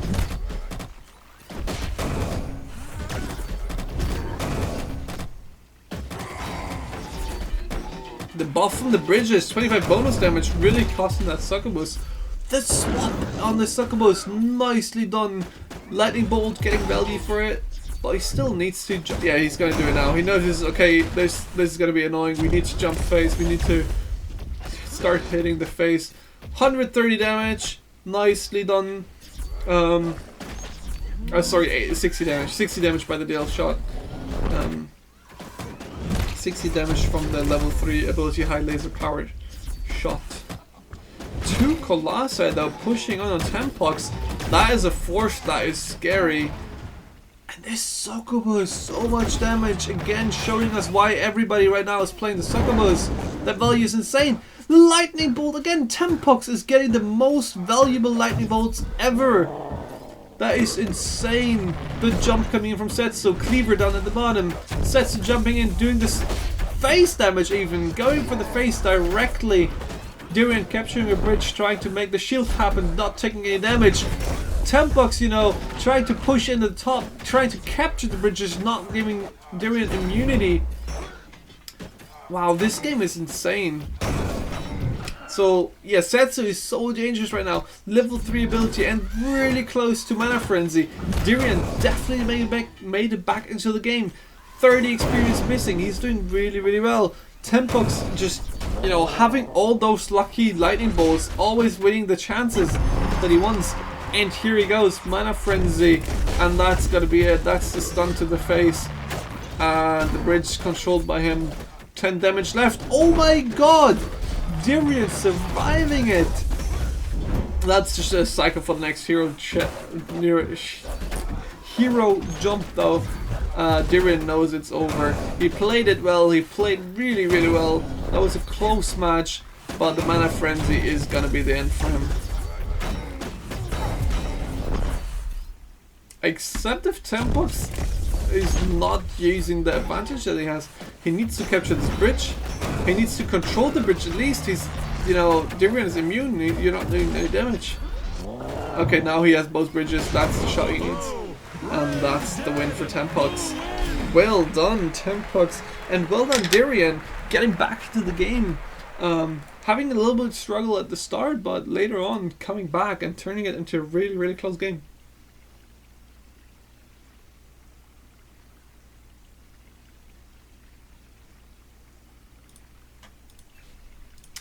And yeah, so let's head into the next match of Dirian vs Tempox. Maybe Dirian is able to turn it around. He knows how to do it and he definitely has the skill to do it. But Tempox is a force to reckon with, and Tempox is definitely a strong player. Let's see how he's able to turn this one around. This is Minion Masters, forced to duel. Prepare yourself. Prepare yourself.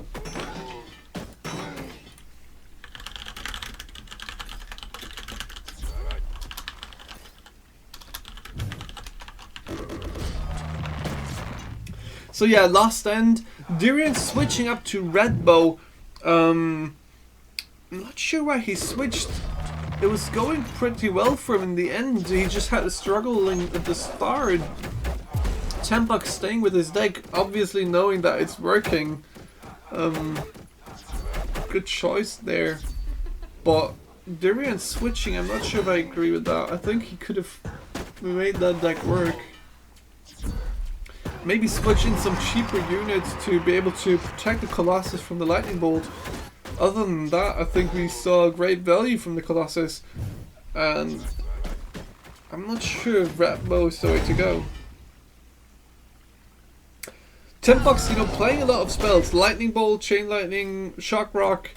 Now those spell resets are going to be huge. Nice Wizard Puff here, dealing with the Cleaver. But then again, I'm never sure if that is a good trade-off. You do count in that, you know, Wizard Puff is 5 mana, Cleaver is 6. You gain 1 mana, yes. But are you able to have better trades, to have something more on the board? Because you know that Wizard Puff is dying for that. The Wizard Puff is dead. So, and let's neglect the little puff coming in. That's basically a Lightning Bolt that is, you know, I'm not so sure if that's a good trade that you want to do. It's one you can do and one that's not really bad, but it's not one that is really good either. At least in my opinion.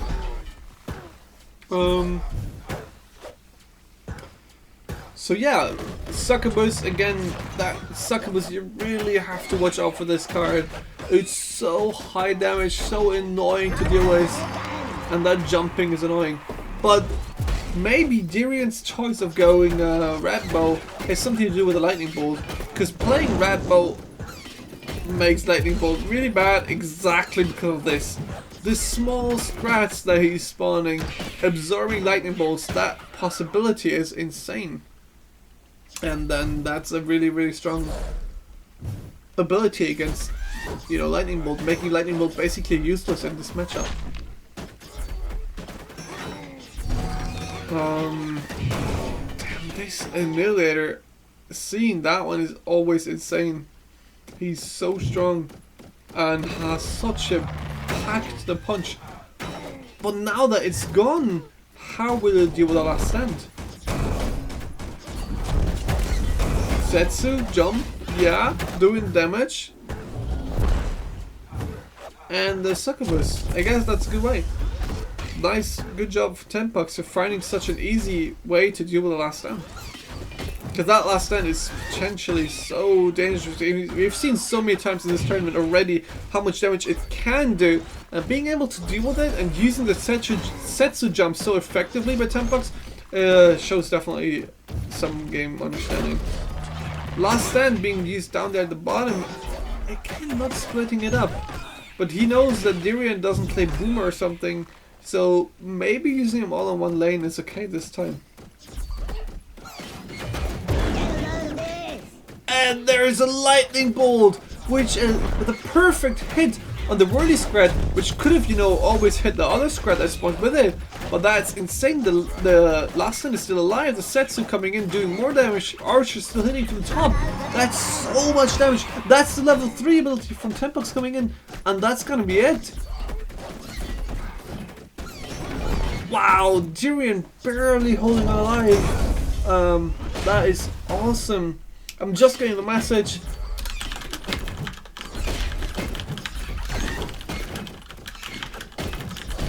I'm just getting the message that maybe some of you guys were wondering, but Pelos dropped out. He had a power outage in this area. The power went out for his whole complete area where he's living, and that's why he's not casting with me. Damn, that was a nice finish, and that's 3-0 for Tempux. So yeah, let's get Tempux into the stream. Hey Tempux, are you there?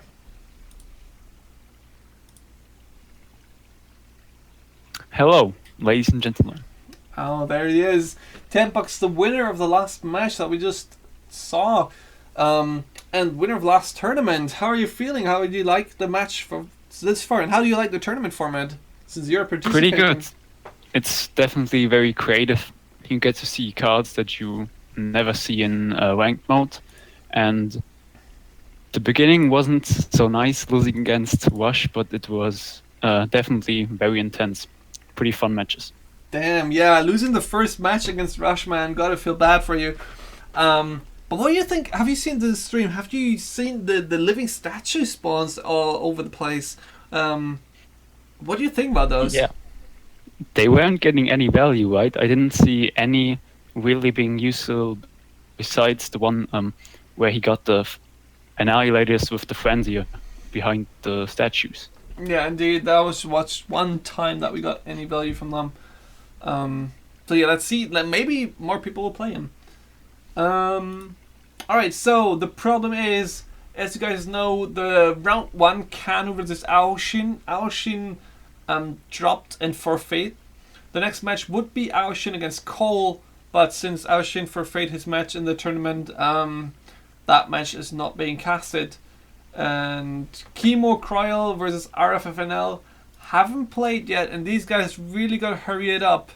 I think they're playing right now, or did play during our stream, and they will have to turn up tomorrow a little bit of their speed, and they have to play a lot of matches tomorrow to make this work. Otherwise we're gonna have to make a forfeit there as well. So, but yeah, we're trying to make that happen.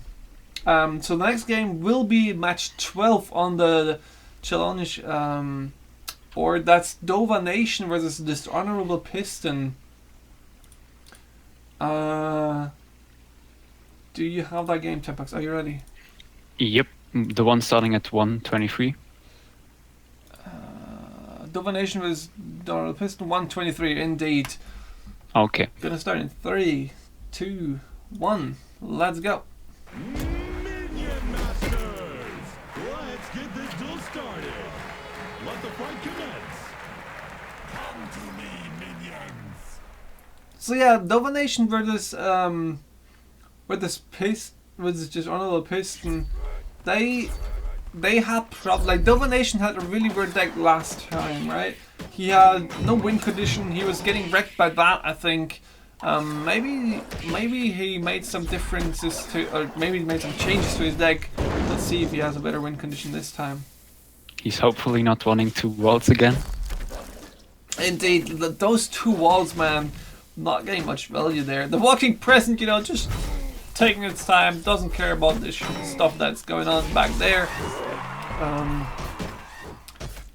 not sure the Assassin is such a good card. I would have loved him to play it himself and not getting it through Walking Present.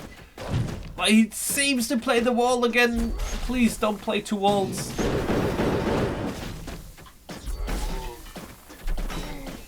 please tell me you're not playing two walls. All those crossbow dudes hacking Wow, away that that's wall. an army. That definitely is. Let's see if he's able to. Oh wow, that's a good. See, the Scrat launcher is so annoying. It's so much damage to the face. That's 300 right off the bat. Yeah, but he needs to keep an eye on his XP. He's already 30 XP behind. That's a good thing to point out here, right? That is insanely dangerous. Already 30 experience behind. Dishonorable Piston, you know, getting close to level 2. And still applying the same pressure that Domination is. I think Domination is placing the Scrat launcher too aggressive. He should use it when he's safe and not when he's getting pushed.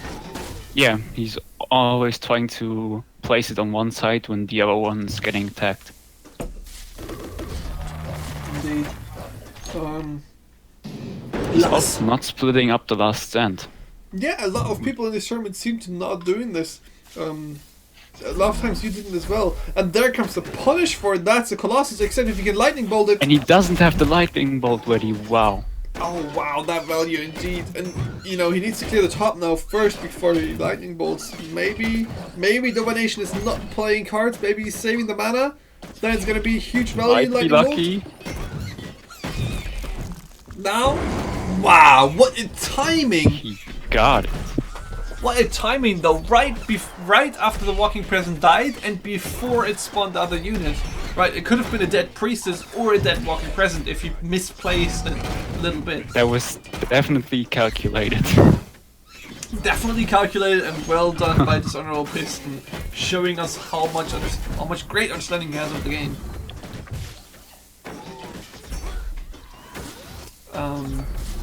So yeah, this game's way closer now. They're both at the same HP, but damn, Domination's so far behind in experience. Those shielded crossbow dudes really do a lot of work against huge minions. Damn, indeed, all the attacks they soak up with the shields are insane. And you know, having 4 of them together is a lot more DPS. Oh no. Unlucky lightning bolt. He was doing the Should've same learned more chances from like me. you. Yeah. 10 pucks teach him the lightning bolt way. Damn, but that is some really serious experience advantage she has, and that's a 0 now- mana lightning bolt. Wow, why not That wait? rocket launcher is actually pretty good now. That launcher is insanely strong here in this position, and is getting so much work done. Also targets the laser turret. Wow. That is so much value, like nearly the complete duration. And that Fire Imp at the top lane, really well dealing with the crossbow dudes. Such a strong card as well. I like to see it more. Yeah.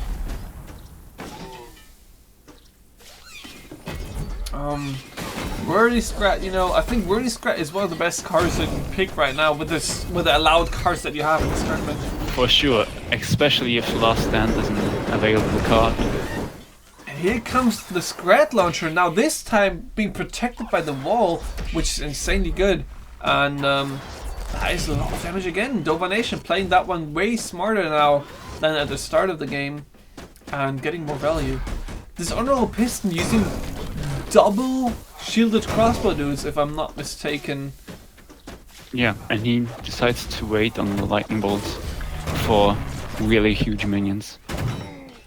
Lucky for him that the annihilator at the top. Oh, the lightning bolt! Come on, do it! He did. Wow! Oh wow! He Nicely still got done. it off.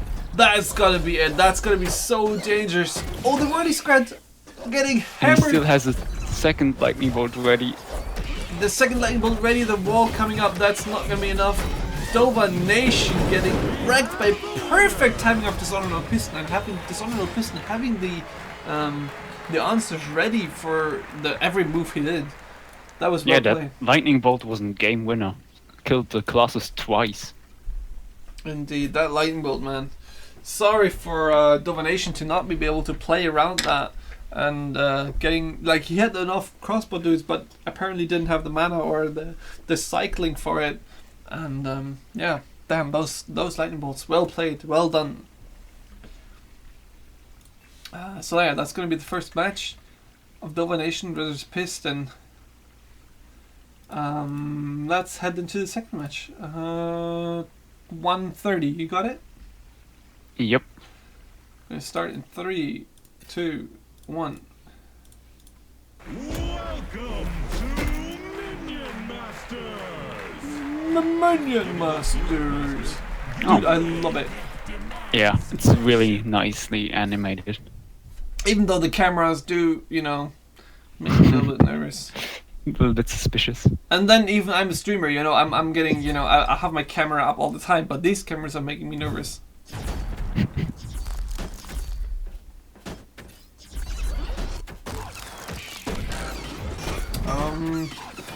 So yeah, the wall. Again? This Honorable Piston, I think he switched in a wall to be able to deal with the Scrat Launcher. And I think that's a really, Yes, really smart indeed. choice. If you know the enemy is playing a Scrat Launcher, why not counter it with a 3-mana card? 3-mana Yeah, he's card. getting 2 mana for it. Indeed. That is such a smart choice. Well done by this Honorable Piston and using the potential here. We also see Cannonball played by almost every deck. It's just such a valuable card. Is he able to... Come on, Dishonorable, use your Setsu jump aggressively. You didn't do... Well, nicely done here. He didn't do so earlier. And now this attack is something really dangerous. Yeah, that Cleaver's chopping. Damn, Cleaver going for the snake boots as we noticed earlier today. Yeah, I So learned a lot much about damage. history today. History lessons, weren't those great? Just making sure you guys are getting all the knowledge for life that you need. Even on weekends, yeah. Oh, that another. Oh, that would have been such a good hit if he made it to the cannonball. Is that in range? Yeah, but it's redirected to the laser tower now. Yeah, there's a turret dealing with that. So laser turret, you know, being reasonable.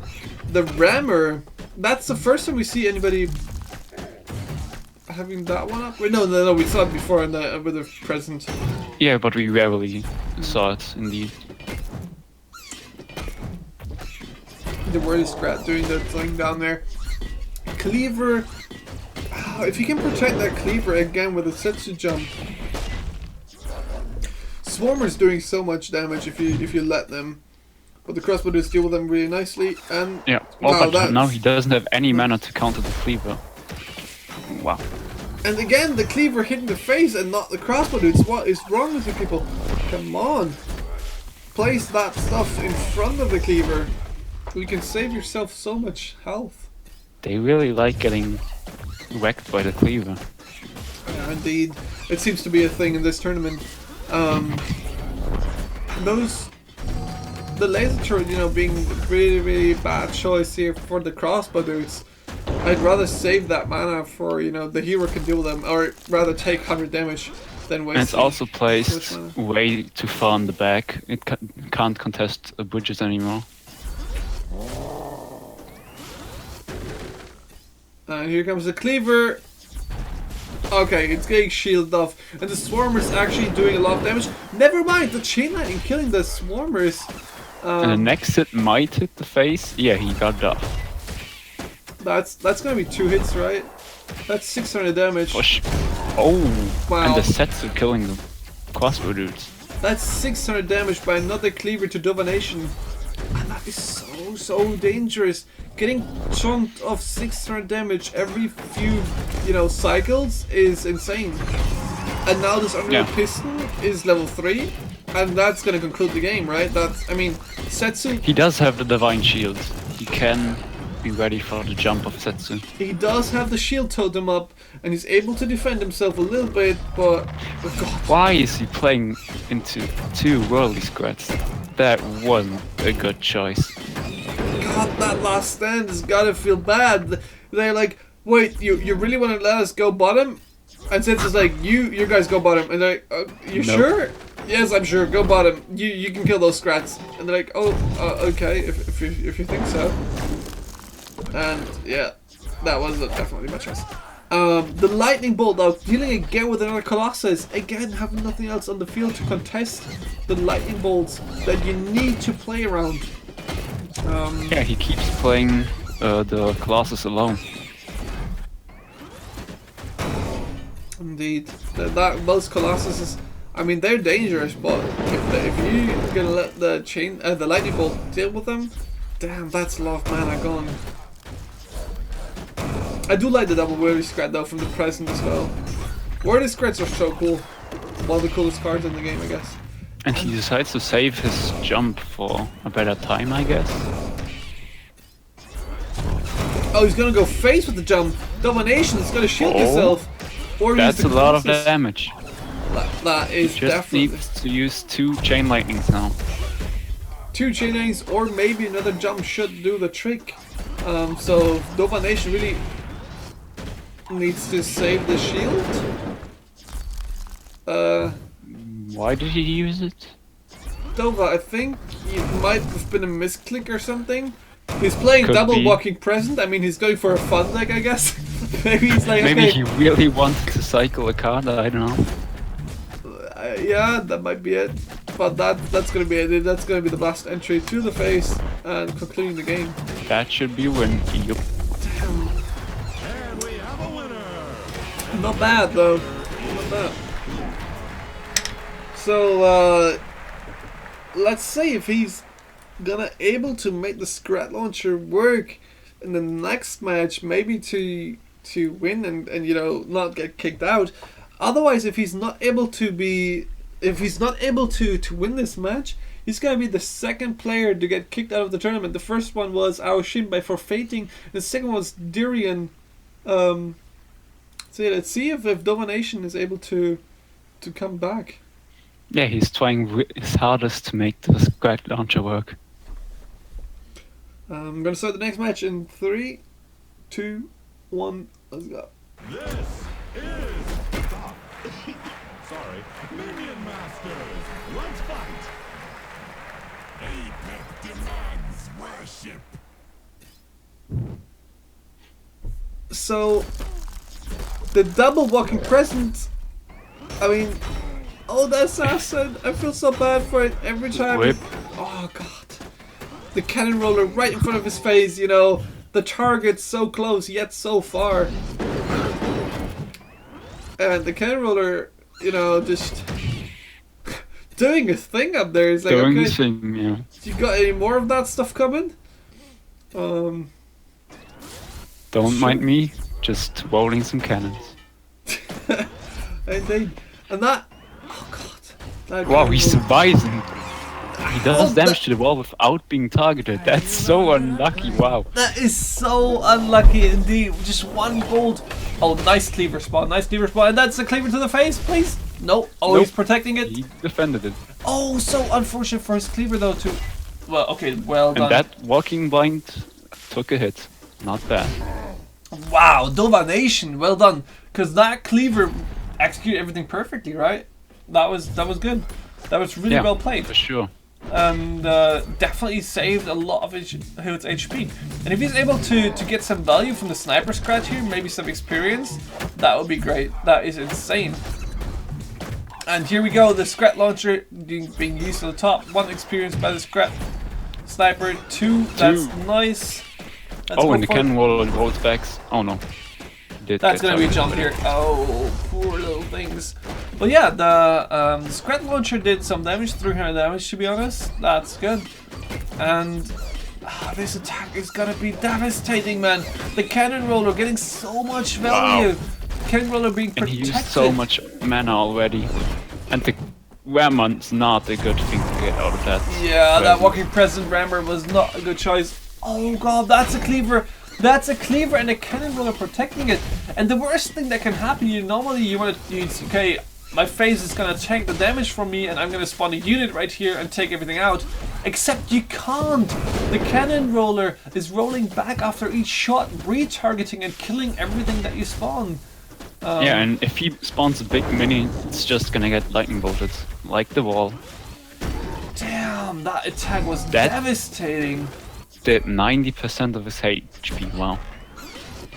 really well done by this Honorable Piston. A really, really hard attack to defend against. Yeah, it looked so even, and then that one attack came and just ruined everything from Domination. Indeed. He has a shield up now and he's able to protect himself a little bit, but he needs something to deal with Setsu. That's Colossus and the Lightning Bolt is not ready. So, Domination, please protect your Colossus, he's precious. Oh, that's a cleaver.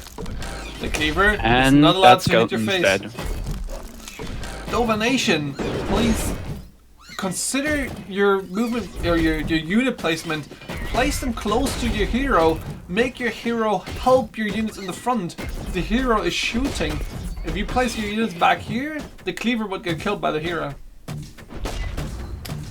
That laser turret value though. Killing the Colossus. And the That wall. army of crossbow dudes on the bottom. Getting a lead with the skeleton, man. Scary, scary skeleton.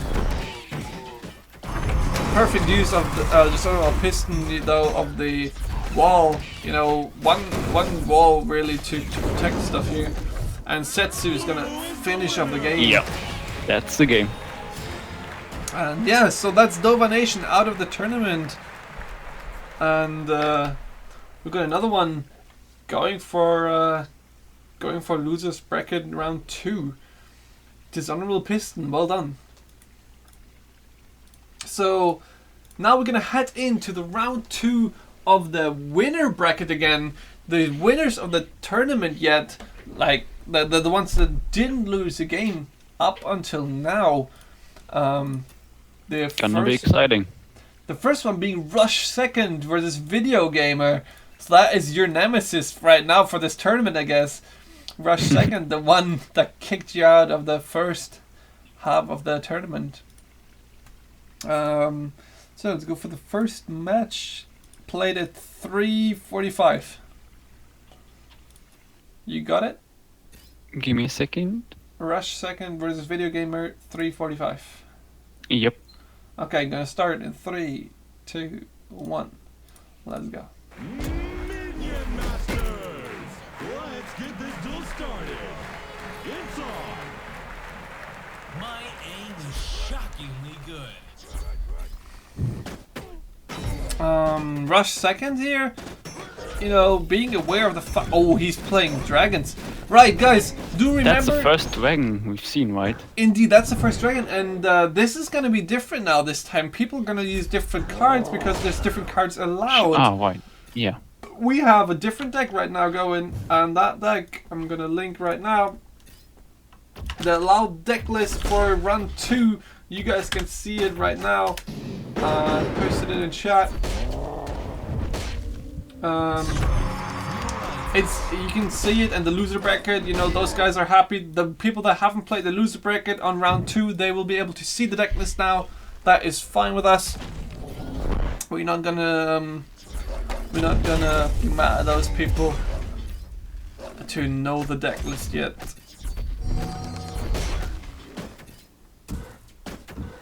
We can see Cleaver and Succubus being cards that are open. Indeed, and Cleaver and Succubus, you know, obviously being strong choices, and the Snake Druid being a perfect choice to deal with the Succubus, except if you get stunned by Rush Second. Well used. That was a Nice good stun, because the Snake Dude outranges the Succubus. Indeed, and that would have been a bad and sad Succubus. So here comes the Drone Force 1. Dealing with that with a cannon roller. Let's see if this one is gonna get more value from this. The Setsu jump coming in. Rush Second, you Probably need to gonna protect jump on it. the Drone Force 1, Protect it. and it's... Oh no, it's not dead yet. No. The It's Drone dead. Force 1 value not happening.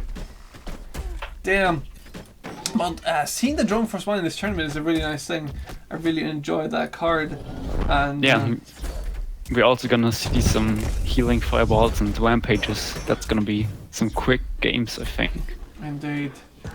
The Healing Fireball is obviously a really, really nice choice. I mean, the Healing Fireball, if that is placed right, that can be so devastating. Healing up a Cleaver or a Succubus at the right moment just is insane, right? Yeah. So, but no, wait. I think we just did a mistake here. Healing fireball. Yeah, right. Healing fireball, but not the normal fireball. My bad. Yeah, sure. Only the healing fireball, not the. Okay. Got my desktop just completely went blank. Okay. I'm seeing stuff again. So yeah, Drone Force 1. You know, having a range increase as well on Stormbringer is insane. It should get a lot of value. Unfortunately for Rush Second, the enemy's playing Setsu. And Setsu is just such a great way to deal with Drone Force 1. Yeah, but it's his only way to deal with the Drone Force 1, I think. He doesn't have any spells or range attack units that can kill the Drone Force 1 easily. That healing fireball, nice. And you know, the Rush Second is going to be really happy about the loud cards in the second round, because actually that is his name in the second round that we took for the tournament. So any card that starts with one of these letters is allowed to be used in this tournament, in this round.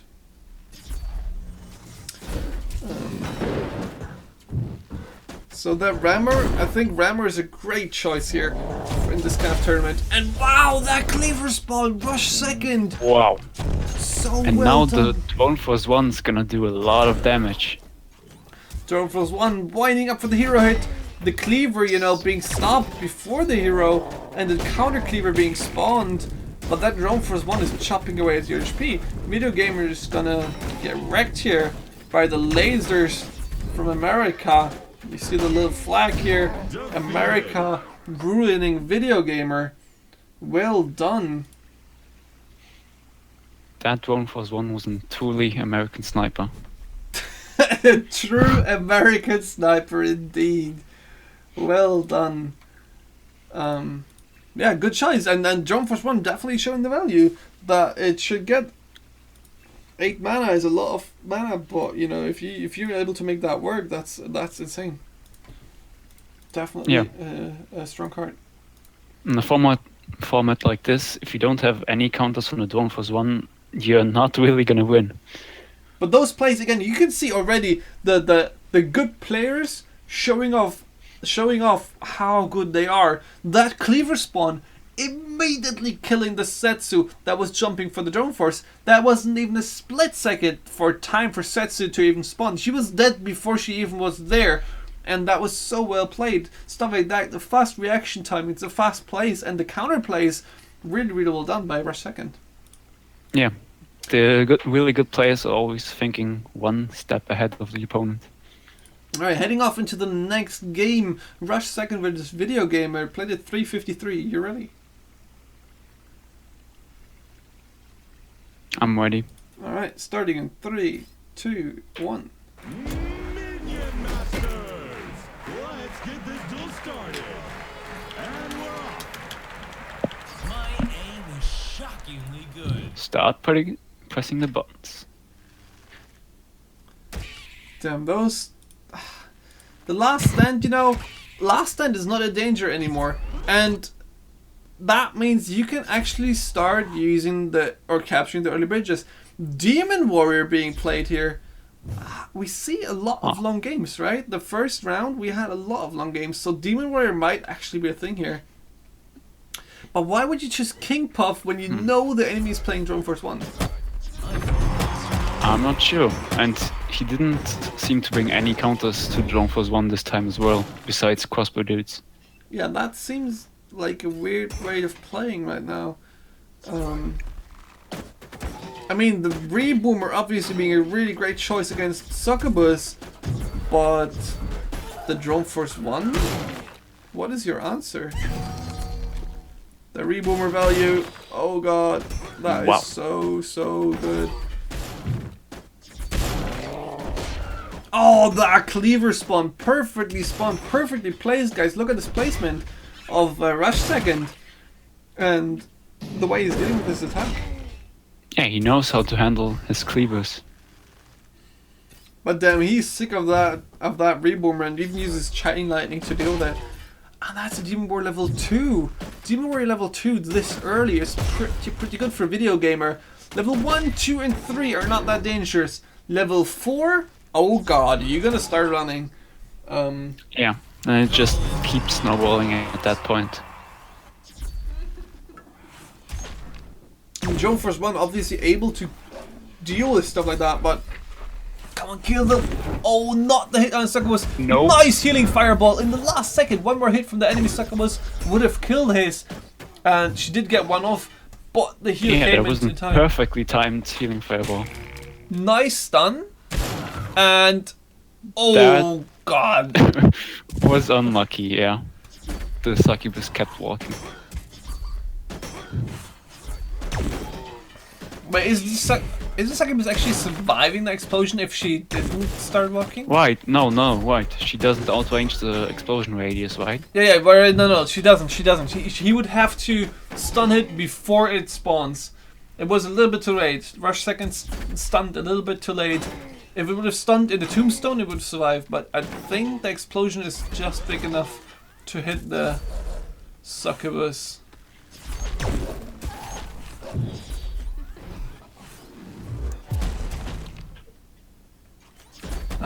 So yeah, dude, the spirit going to Drone Force, buffing up 100 HP on that, that's huge. That's a huge deal.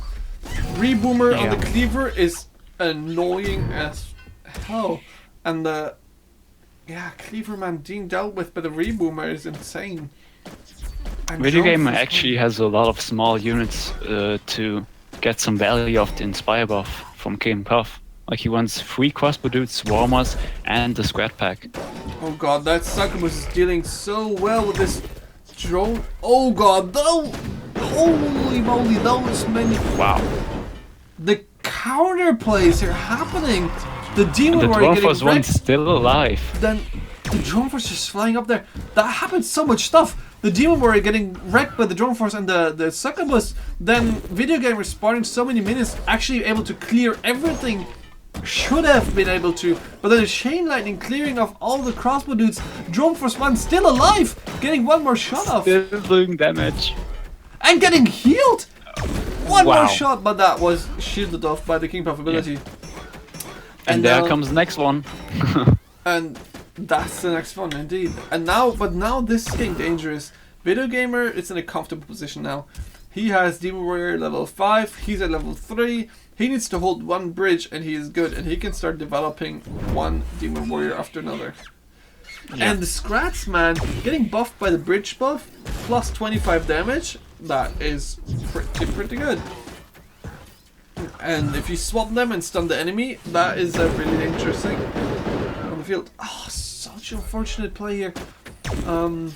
The Demon Warrior, rocking right into the Drone Force 1 bridge buff. Oh, Nice swap. That's That's swap. done.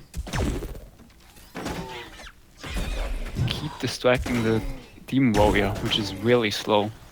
Indeed, but that's level 6 Demon Warrior coming in now. 2 Drone Force up for Rush second. Damn, you need to deal with those. But you need to deal with those in the enemy territory, and that's hard to reach. The closer they come to the bridges, the easier they're dealt with, right? The buff on the crossbow dudes is just insane. Plus 25 damage. Yeah, but he keeps stacking the Demon Warrior. 7's not gonna be easy to deal with, and that Demon Warrior is almost at his face already. Level 6 Demon Warrior already doing 280 damage. That's insane. Level 7 coming in right now. That's gonna wreck this cleaver. So look at this small little cleaver. You can't 2 even see hits it. and it's dead. Oh god. Rush second. You need a way to deal with this one. And you need it fast. Yeah, he Remember- needs more than 2 Drone Force 1s to deal with this. Damn, the crossbow dude's behind the Demon Warrior supporting it, killing the Drone Force 1. Succubus behind it, level 8 Demon Warrior coming out. This is really, really looking dire for Rush second. Here comes the Mana Frenzy, and that's gonna be the free card for more Demon Warriors. And this is gonna be game. indeed. Wow, man. It's a shame that the Drone Force 1 was not able to work it out. But those crossbow dudes are just such a good way to deal with them. Maybe if Rush Second ran Shock Rock, that would have been a different game. Yeah, I really like the deck of Video Gamer, going for that control styly King Puff deck. Alright, yeah, let's head into the next game right away. Rush Second vs Video Gamer, played at 357. You have it? 1 second.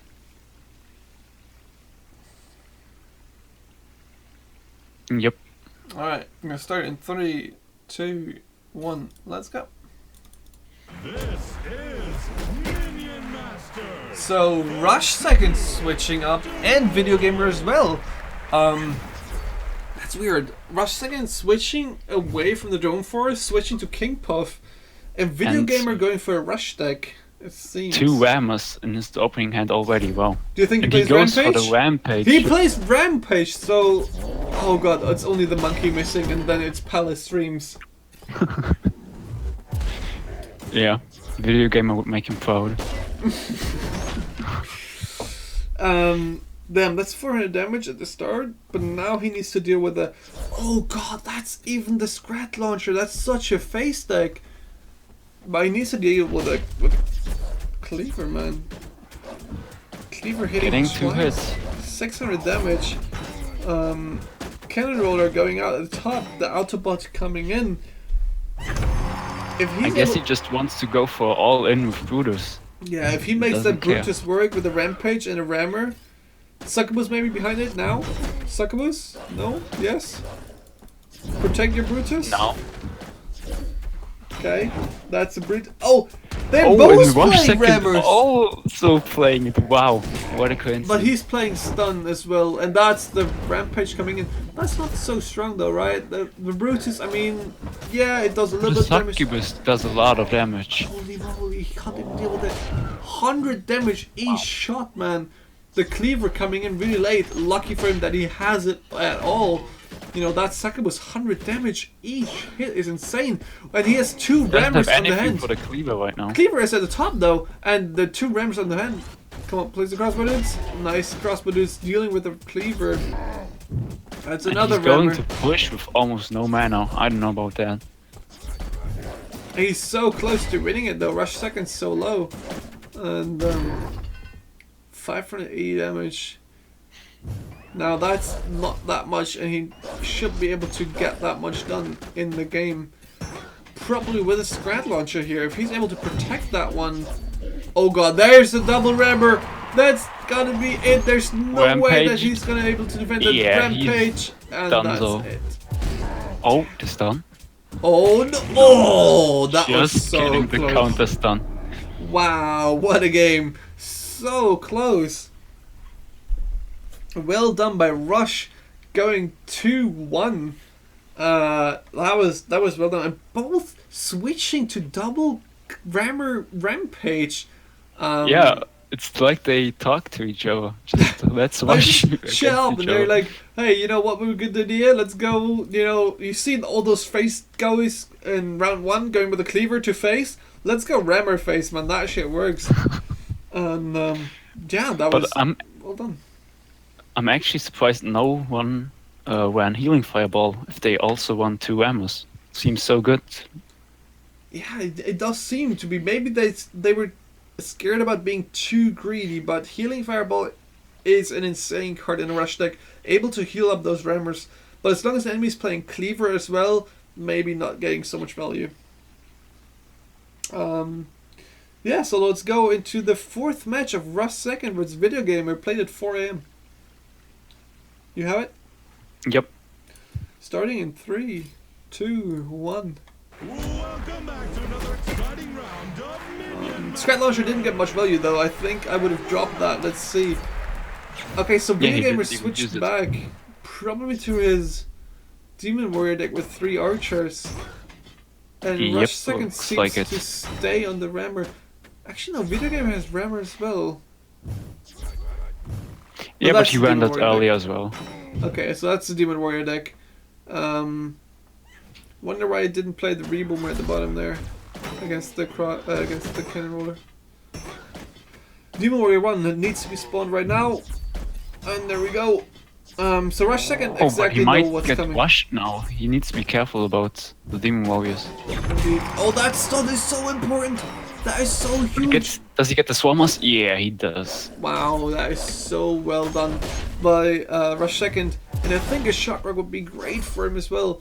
Reboomer here though, a really great pickup by Video Gamer for the counter plays. I mean, Reboomer is going to be able to deal with the rammers and with the cleavers as well. That's a really great card for him. Yeah, definitely. Oh, does he switch him now? That's a switch, and that's the Rampage. That's 2 hits. That's going to be 3 hits. Okay, 3 hits, each with 320 And that army damage. of crossbows just gets deleted. Obliterate indeed. Man, but that was so much damage still. Each hit 320 damage. 3 of them, that's 960 damage just by 2 cleavers, 2 rammers. And Video Gamer has the need to get that Demon Warrior in a really, really good shape and that really fast. Oh, that Reboomer, I think that's a big failure there. He should have played that Reboomer way more defensively. That's his only way to deal with those 2 rammers coming in. And the cleaver as well. He really needs to cycle really fast for a way to deal with those rammers. If he doesn't, he's gonna have a bad time. There I they guess are. he does have the switch Stunning. ready, but he doesn't use the switch in time. He only gets 1. Play something, please. That's 2 hits. That's a stun. That's And 3. That's gonna be it. That's gonna be GG. That's another That's hit. game. Oh god, Over. The winner is red. that hurts so much, man. That sucks. Wow. That's gotta be frustrating. And Video Gamer loses this match in first match in round 1. Rush beating another one, staying undefeated against 2 really, really good players. Well done. And God, that must feel so frustrating to play against those rammers. But those always get you on the tip of your toes, right? If you play against double rammer Rampage, you are always scared and you are so high alert on the games that are happening. And with playing that Demon Warrior, he loses so much tempo on the board. And if he plays Demon Warrior and Rush second plays 2 rammers, it's just so hard to deal with them. Right, but if he played the Reboomer defensively only against the rammers, he might have had a chance, you know. I don't know, he had Stun Blast Yeah, ready indeed. a lot of the times. Indeed, I guess Rush was ready for it. Yeah, and played it well executed. Definitely. So yeah, the next match is Kanu versus Valesti. Both, Valesti making some, weird decisions last time we saw him with those cleavers hitting his face. Let's see if he's going for the same tactic again. Valesti versus Kanu, played at 528. You got it? Yep. Alright, starting in 3, 2, 1, let's go. Red corner, are you ready? Blue corner, are you ready? And we're off. Damn, I think the arena introduction voices, they should write to Palace, and Palace is gonna do some sick voice lines for them in his Doom voice. Yeah, it should be added to the game as an optional announcer pack. A DLC. No, Yep. They're gonna make millions out of it. Indeed, everybody would buy that one. Even if he would just be teaching us about history every time at the start of each match. Man. So yeah, the Dragon Nest. Kanu obviously playing that one. He sees the H and the D in the list, and he's like, okay, Dragon Nest, I feel at home. Let's go. Yeah, and he also has waging reinforcements, which are really key for the deck to work. So both players using Drone Force 1, I like that.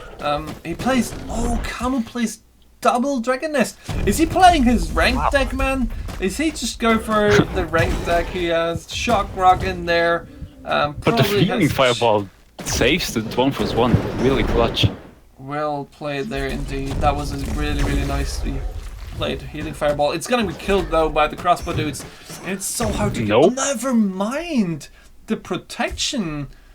Yeah, he really likes his Drone Force 1s. Damn. And Valesti doesn't seem to be in danger of getting hit by a cleaver again, because Kanu isn't playing one. He's playing rampaging dragons here. It's his rank deck, right? Yeah, it's a lot of it. I thought about looks playing it too. That looks like Kanu's rank deck, and he's losing, it seems. This is one deck that Kanu plays pretty much close to perfection, and he seems to struggle to get into this game. Maybe Valesti found the way that everybody was looking for this season at the start before the Dragon Nest was nerfed, because everybody was getting so frustrated by playing against Kanu. And Valesti Drone makes it Force look 1s so is easy. killing everything. Wow, that heal! Wow, well played by Valesti. And the second was Close to superb. perfection. Damn.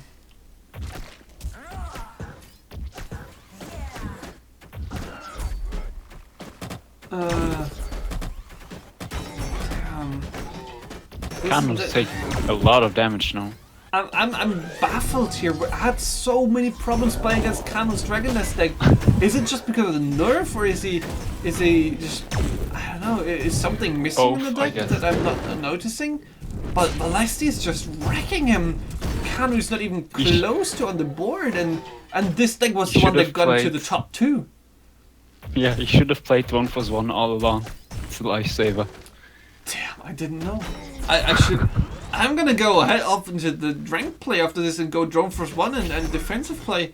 And Drone Walker and Crossbow Dudes, it seems to be the one to go. That's insane. The one magic trick. And the funny thing is, he has that red golem sitting in his hand the whole game.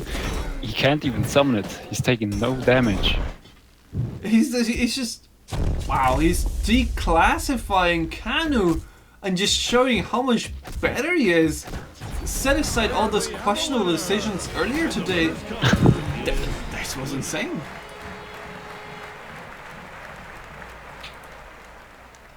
That was one train wreck.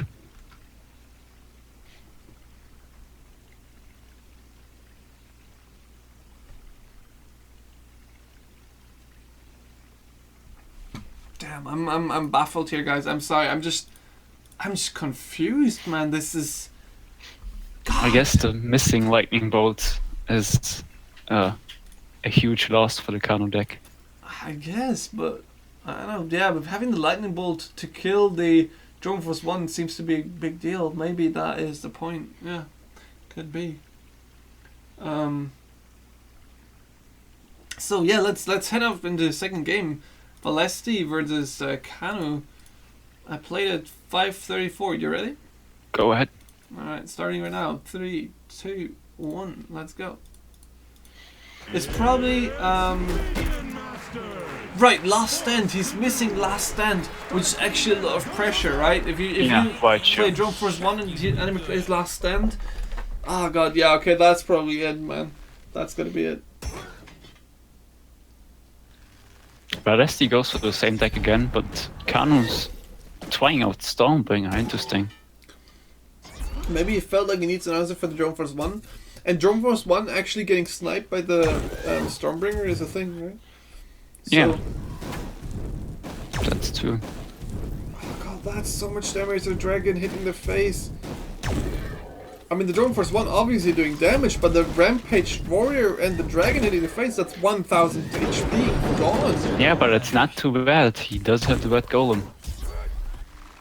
Indeed. Kanu doesn't even know it's coming from. And Valesti's just sitting there. Okay, you're free to hit my face. I know I'm gonna. Kanu's happy about the damage, but Valesti's just like, you don't know what's coming. Yeah, you're not ready, man. You think you're hitting my face? I'm gonna show you what that means as soon as I spawn a red golem. Damn, Kanu, I feel sorry for you. Wow, the shielded crossbow dude's really, really good pickup here. For Kanu. Except that they get wrecked with the shock rock. Damn. And now he's in a lot of trouble. That Drone Force 1 spawned by himself. But he's so slow. That's a second Drone Force 1 coming from Valesti. And the cleaver hitting his face. His Drone Force 1 getting wrecked here. Damn. Kanu getting Obliterated. wrecked Wow. and obliterated on so many levels. It's just sad to watch. Wow. I wouldn't believe it if I didn't see it right now with my own eyes. Like, Kanu is one of the top players right now. But maybe he's like Mephisto and just, as soon as he gets put out of his comfortable zone with the Dragon Nest deck, he's not able to pull it off. Yeah, he's gonna have some nightmares about Drone Force 1s today. Damn, the Drone Force 1 nightmares hunting Kanu and his dragons, man. God, this is insane.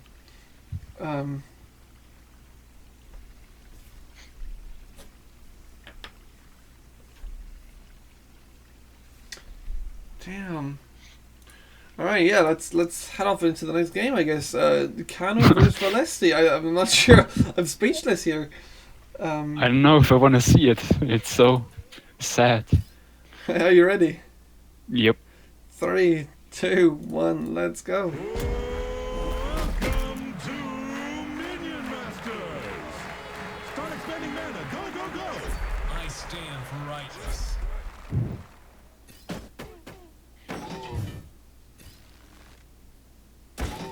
Damn. I mean, Valesti didn't even need to use the red golem that was sitting in his hand with 1,500 HP. I'm at loss for words about what is happening here. Now both are playing Stormbringer. Both playing Stormbringer and Kanu getting out the first Drone Force 1. That might be a really important thing here, right? Because Valesti just snowballed with one. But Kanu's is so far in the front and he needs to protect it right now. Having a succubus there, great choice. The cleaver though, the cleaver killing it. Succubus. That's some huge realm. Yeah, indeed. And the cleaver. Oh god. The rampage. Oh, Kanu's playing a completely different deck. What is going on? He's taking Oh, 1,000 damage. The wow. heal fireball. Kanu is so tilted right now. He's not playing the way that he's normally playing. I think he just lost 1,400 HP to his succubus and the cleaver while he had the Drone Force up. He couldn't protect it. He can't protect his face. I think he's completely lost right now. Yeah, he just is really helpless, doesn't know what to do. Damn, he's one of the most tactical people I've seen playing against, and right now he's getting declassified by a guy that shows great skill. Right now he's using his cards really effectively, and round 1 he let himself get hit by the cleaver all day long, and now he's just now he's doing the opposite thing. now showing how Kanu is letting himself get hit by the cleaver, and then Wow, that redirect. that redirect. Now the healing fireball. I even hear the sound of the cleaver already hitting the succubus, but damn, Kanu, man, getting stunned like there's no tomorrow. This is insane to watch. I would have never. I could have bet against you guys. I would have bet my money on Kanu 100% on this match, Yeah. and I would have lost it. And it still didn't. I still don't understand how and what happened here. Wow. That was insane. Well played, Valesti, man. That a new player on the field that I didn't recognize. But maybe I did the unjust. Maybe he is. Maybe he understands the game way better than me, and just trolled me in the first round, or had a better game plan that I just did not understand. I think he was top 20 in the last season as well. Damn, I just don't. Do I have him? Is he in the top 20? Yeah, he is. I don't remember his name. Oh, right. until No, yet. actually, in the first season, he was place 7 as well. Okay. Damn, but let's Yeah, see. I somehow he eluded my memory. I didn't remember his name yet. But wow, this guy, I will not forget his name. He I shows think- us great skill. I think he was the guy who ran Blood Imps, Colossus, and Red Golem. That Oh was yeah, one yeah, yeah. greedy Okay, now I back. remember. Yeah, okay. Yeah.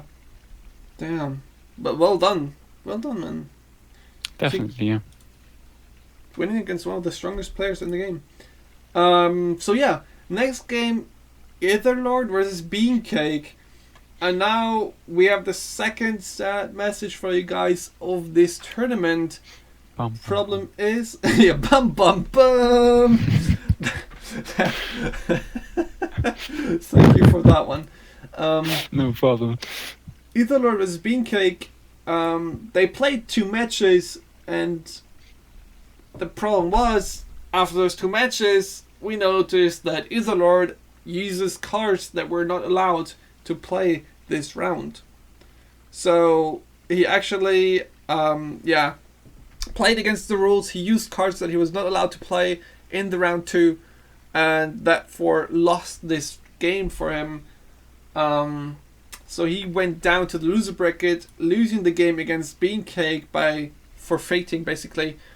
He will get another chance in the loser bracket. He will not get kicked out of the tournament, but actually forfeits his match against Beancake, and Beancake gets to advance to the round 3 for free.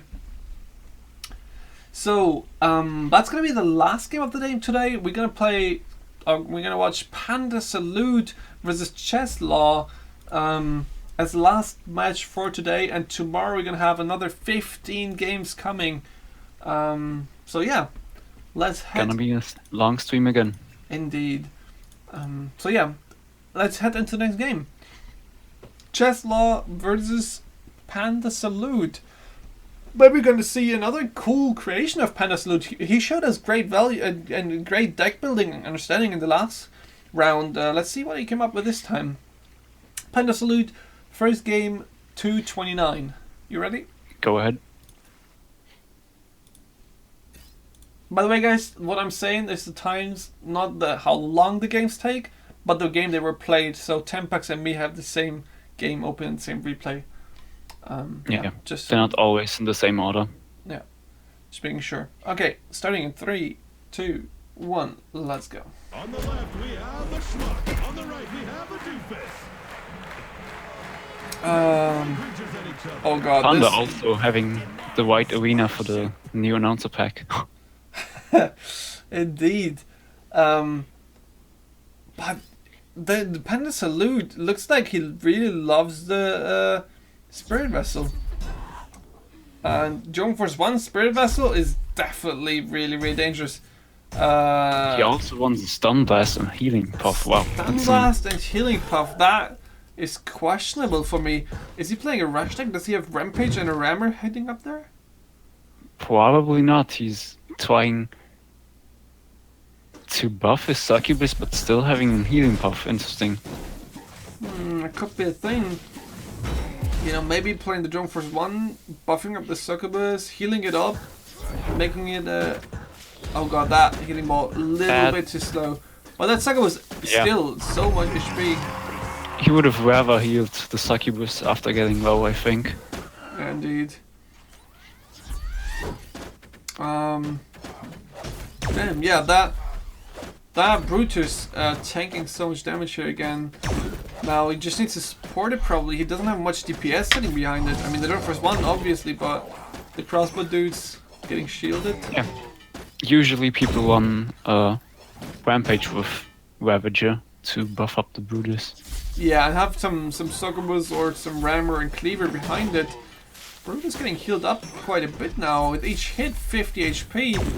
And the Drone Walker, you know, not doing much damage because it's healed was so fast.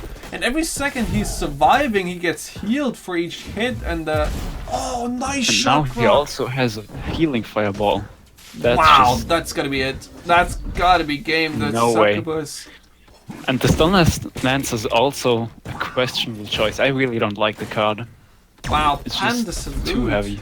Red is dead. Wow, Panda Salute pulling off an insanely good attack with a Brutus, man. The huge tanky power. He used it really well. Healing Fireball.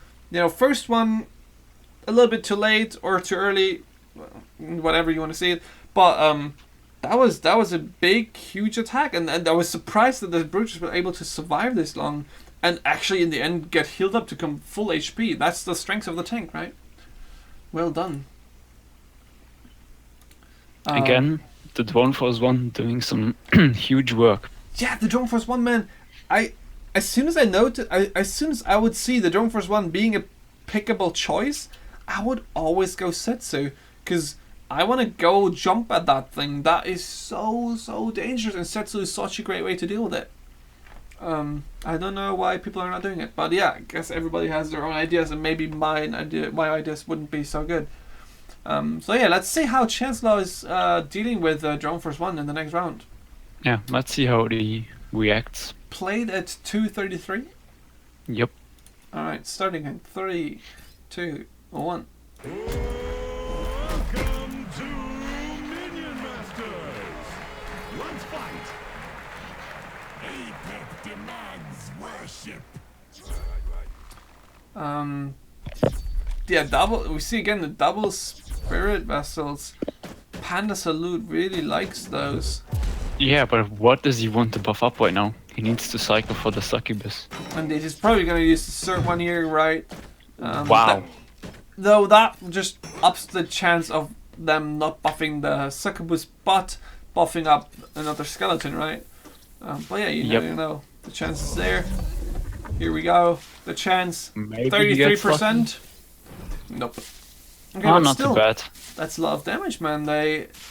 Yeah, Wow. those, These those little skeletons are quite strong. There's so much damage. What is Chancellor doing? The skeletons are hitting your face, Wow. dude. You gotta heal yourself. You gotta do something. Now they are all strong and mighty.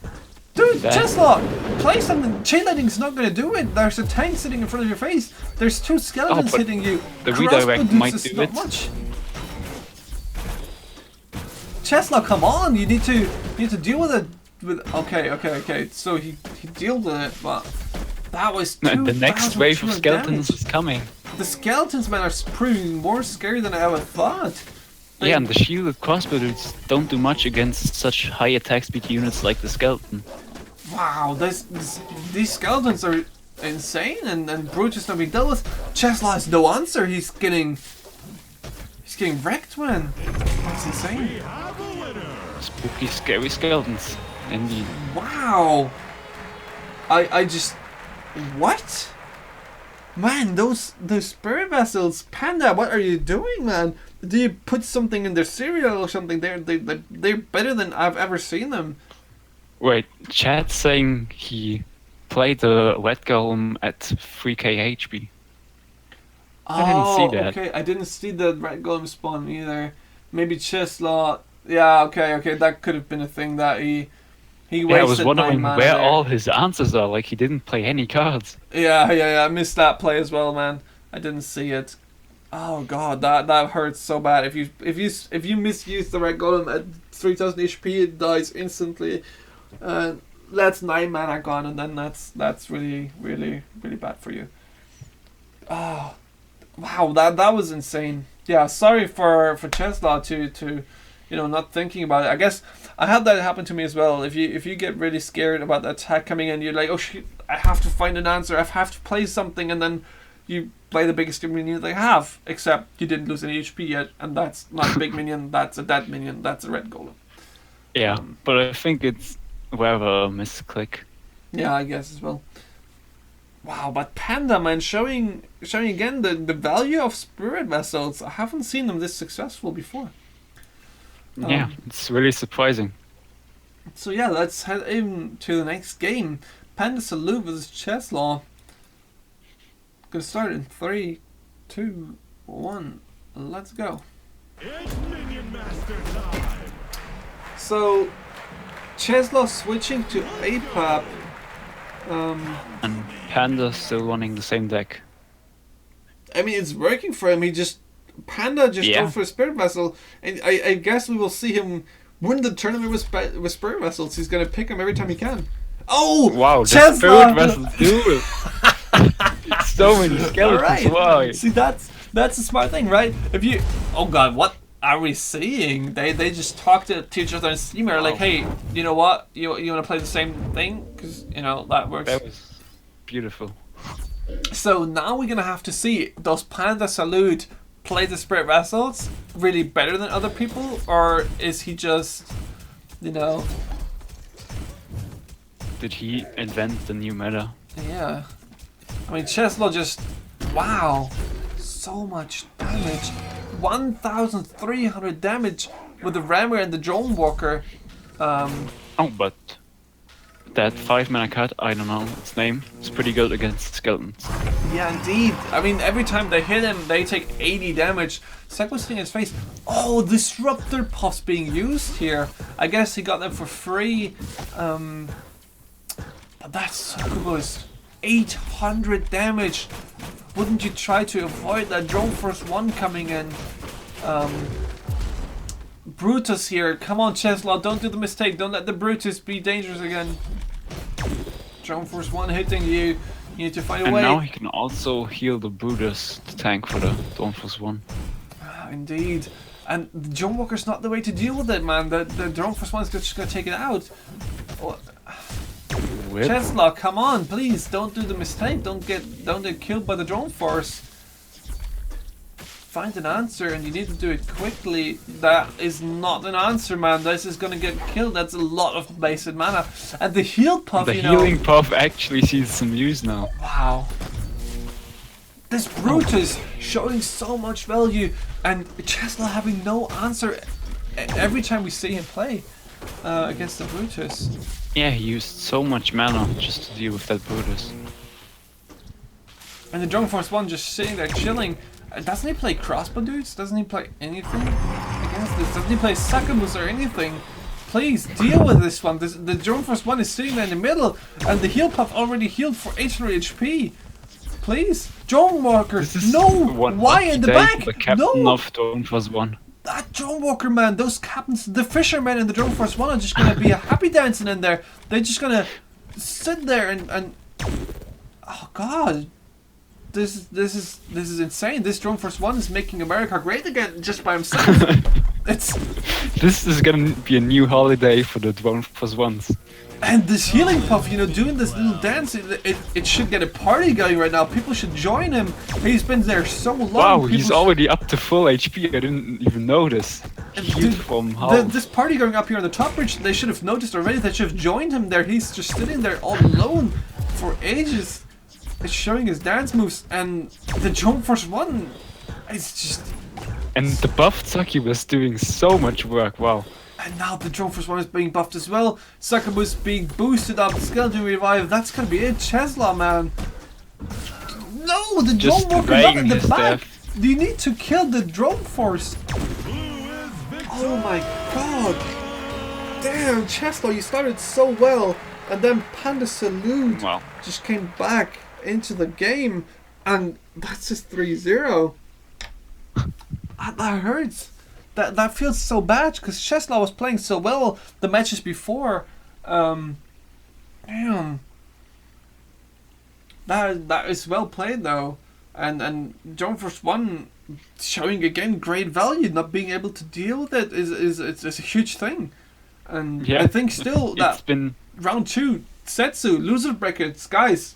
The guys and the loser brackets that haven't played yet in round 2. Take a look at this, maybe that's an idea. Have something as Drone Force, just saying. Wow. So, yeah, that was our first day, that was definitely exciting. and I actually thought a lot about the format with 3FFA. And I'm really happy of how it turned out. People really, getting new decks in there, getting nice ideas, and trying to make it work. It's a really nice thing to watch. I like it. Most people change up some cards after they play each other. Like, it's cool to see different decks after every battle. Yeah, all the nifty small changes, trying to find the good way to win this. I'm really liking it. Yeah, but Panda Salute showing us the true value of those spirit vessels. I'm surprised. So yeah, I guess to summarize the day, we've seen Cleaver's hitting face a lot, and Jump Force And 1 value. we saw a lot of sniping today, yeah. Yeah, dude, those Jump Force 1s are insane, and the Cleaver, wow. Cleaver round The 1. next thing that's going into history after the Bloodham strat is the Cleaver strat. The Cleaver stress, Cleaver hitting face and just ignoring people. I guess that's his thing. Yeah, but I'm gonna post the bracket here in a second again.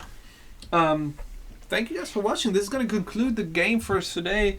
Tomorrow again we will have 15 games or 14 games ready for you guys to watch, including the finale. And I think we're gonna see way more closer games tomorrow, and we already saw really, really nice games today, I think. But tomorrow, the only the best are staying. That's gonna be really interesting to see. So thank you guys for watching, and next time maybe participate yourself. Yeah, it's been a lot of fun casting so far.